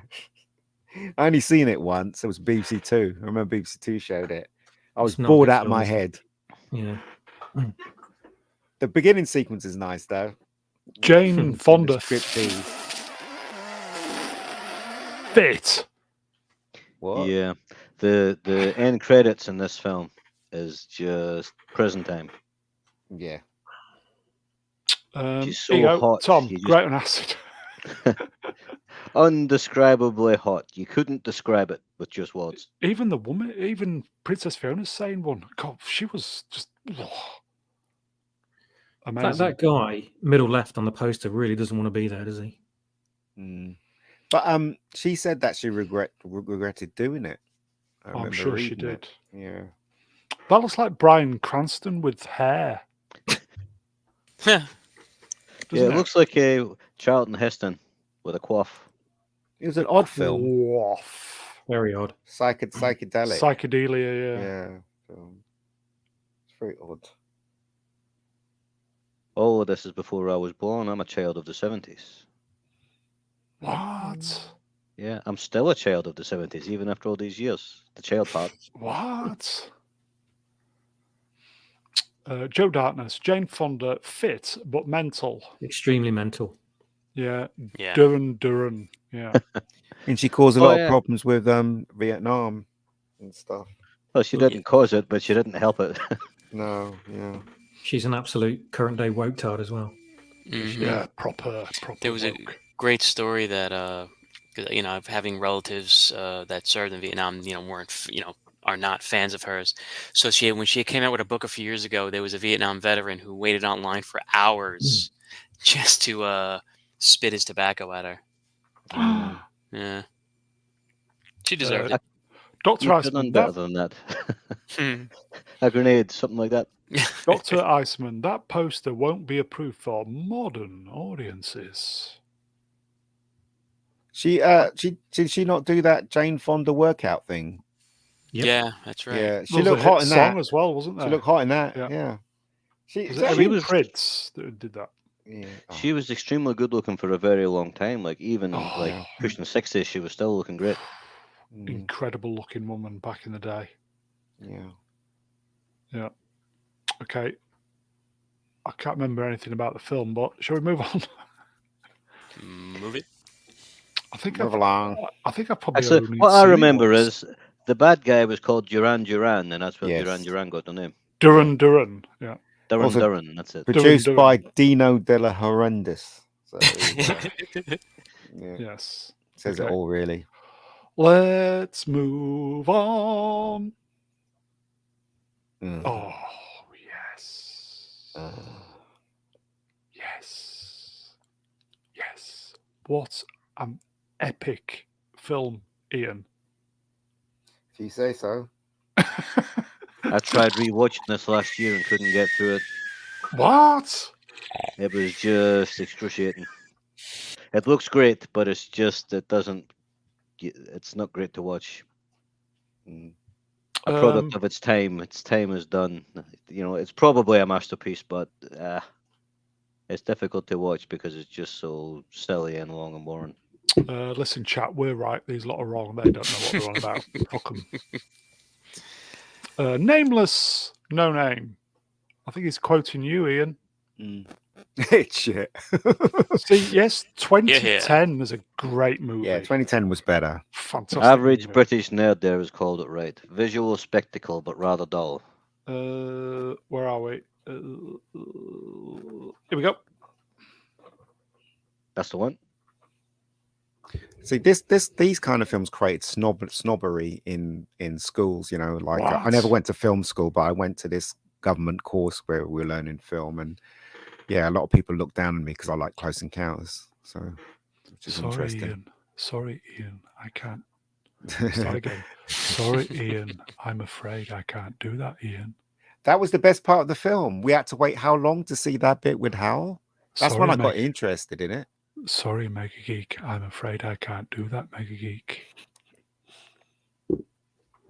Moving on. Yeah. I love this film. That's it. I love it. That's it. Lord likes it as well, doesn't he? No comment. No comment. Go on, Melvin. I interrupted. Go on. I was going to say, open the door, Hal. It's shit. I'm sorry, Melvin. I can't do that. It's Rosette, I still dig this movie. The thing about me is that I respect people that like this film. That's where the snobbery comes into. People that like this film, they look down upon people like us, who like Star Wars and E.T. and stuff like that. I don't look down on them because they like 2001, and that's where the snobs come into it. So here you go, Drew Gordon. It's a slow core classic. I've never heard that slow core. It's Star Trek the Motion Picture slow core then. Ugh. That's like the motionless core. picture. Yeah. Stopped core. I think visually it still holds up today. It looks as good as anything, doesn't it? Trumbull's first movie. Trumbull did motion picture as well. There's a good connection. Yeah. Trumbull and John Dykstra did Star Trek. Manuel Grell. To be fair, for 1968, it was groundbreaking. Yeah. I mean, to be fair, it's very slow.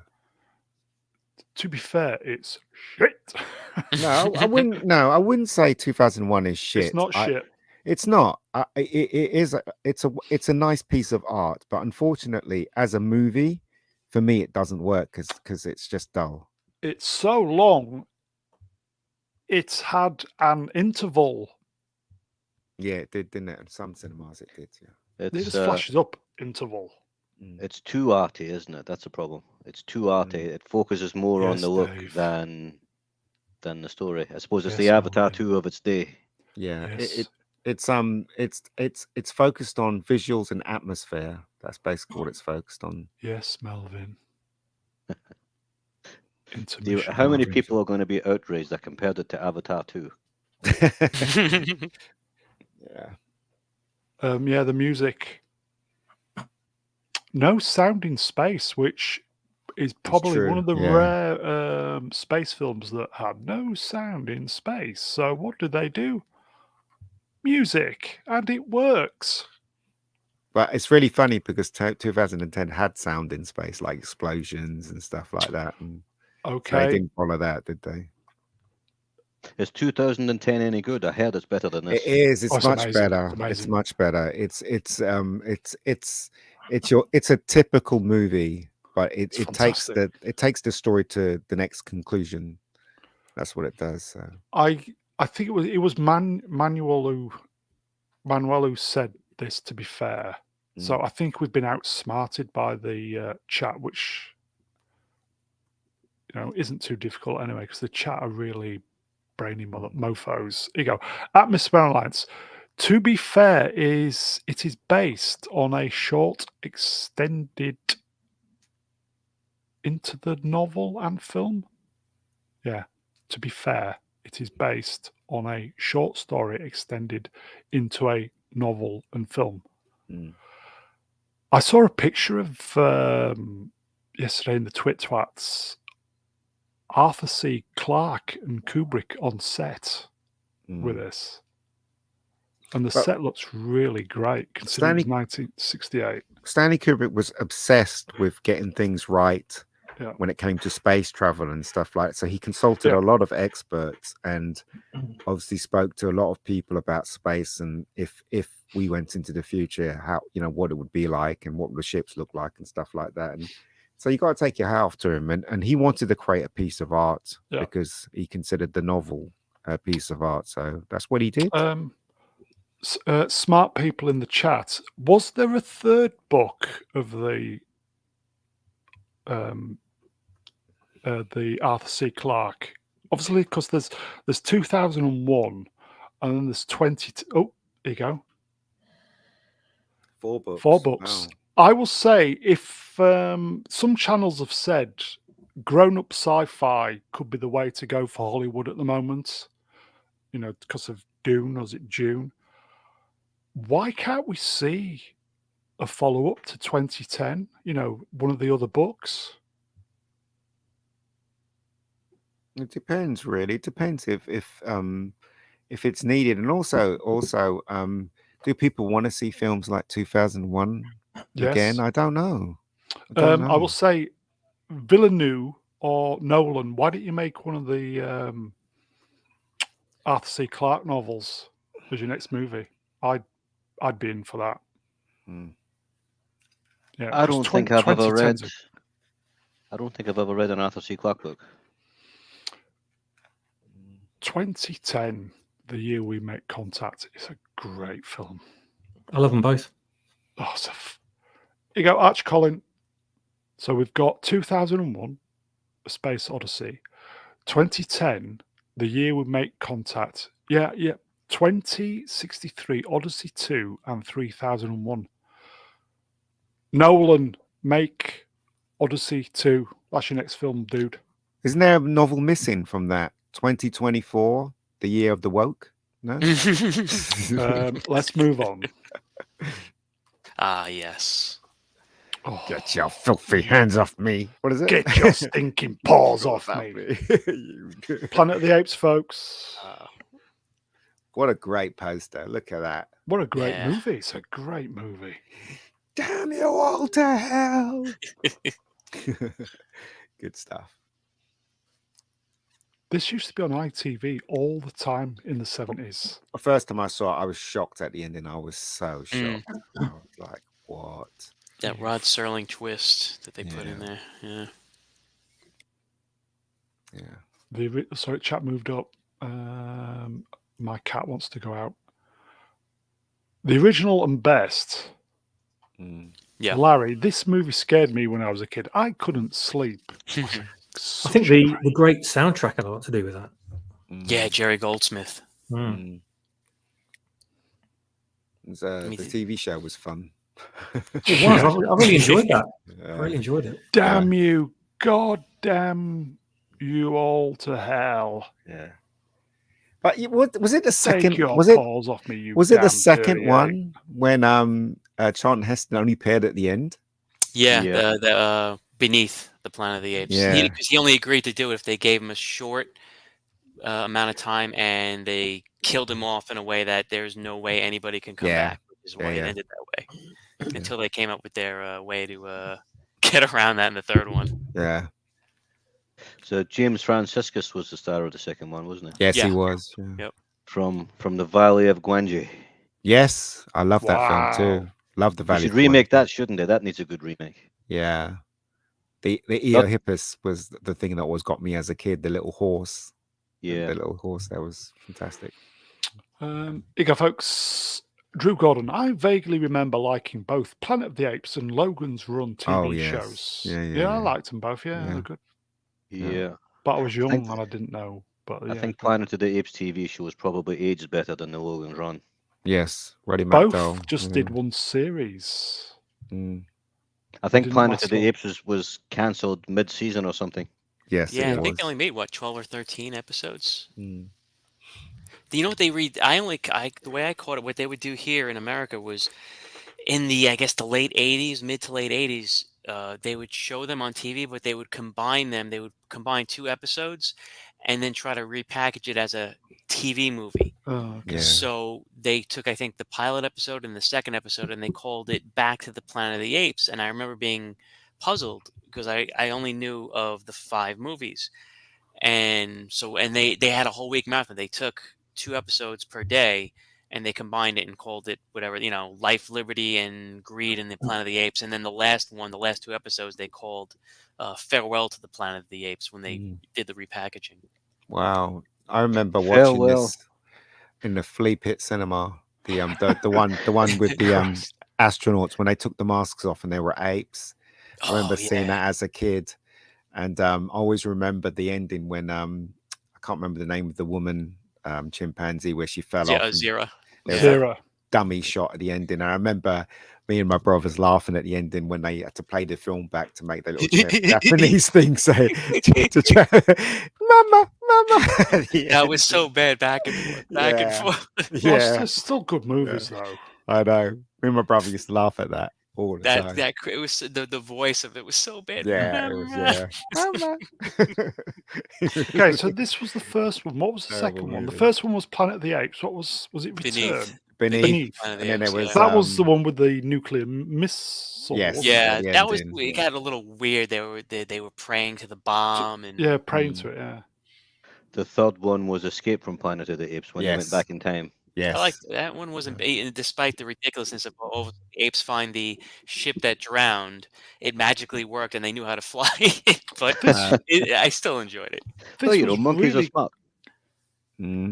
This was really good high concept sci-fi for the 60s. It was. So this was based on a French story, wasn't it? And it was supposed to be futuristic, but they couldn't get the budget to make it futuristic, so they made it like how it was. They were more primitive. They had nothing that fly. No modern technology. I think they won an Oscar for the makeup, didn't they? For this one. Night of the Living Planet of the Apes. There's Conquest of the Planet of the Apes. That was the last Conquest, one, I think, wasn't it? That was the. I think he's making a joke. One, and then there was the 5th one was called Battle for the Planet of the Apes. Oh, right, gotcha. That one was terrible. That one I only saw. Yeah.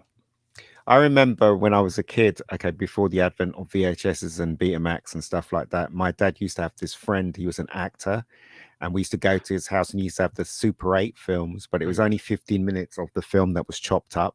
And he used to play. We used to get quite excited to watch the Planet of the Apes. Only 15 minutes of it.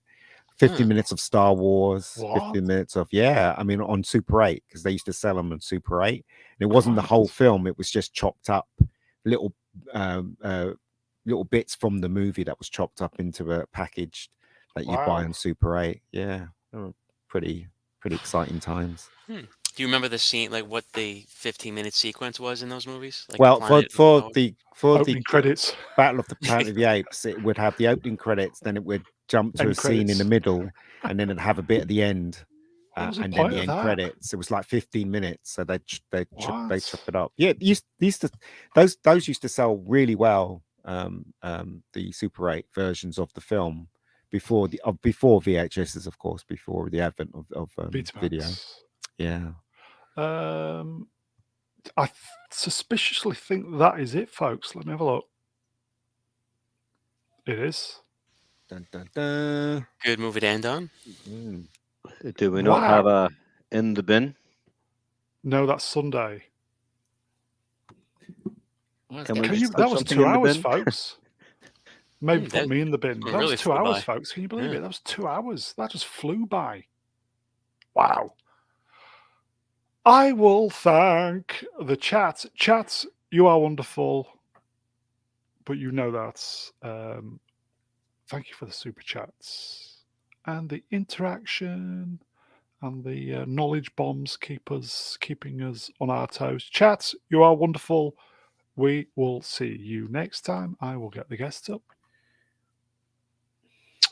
Emperor Kiplin. Cheers, Kippers. Thank you, Mr. Brown. Looking forward to that musical episode coming up soon, hopefully. Oh, yes. Melvin deeply. Cheers, Melvin. I had a wonderful time, but this wasn't it.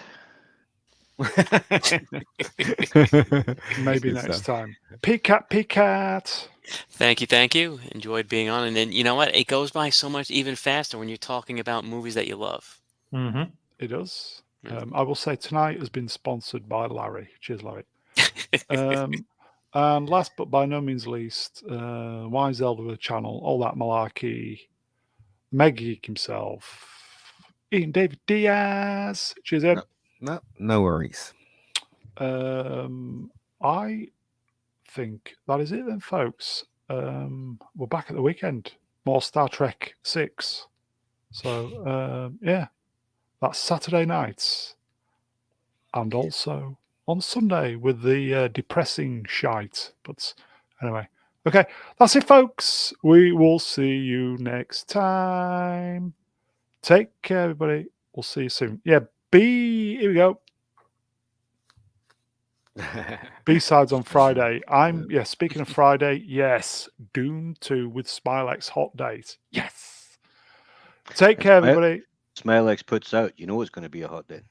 Oh, yes. If you get the chance to go see Dune 2, or was it Dune 2, Mr. Brown says. Also, if anyone's going to see the film in The View this Friday, please try and find the Lord and try and get a picture of him. He's in London. We can tease him. Yes. We can tease him.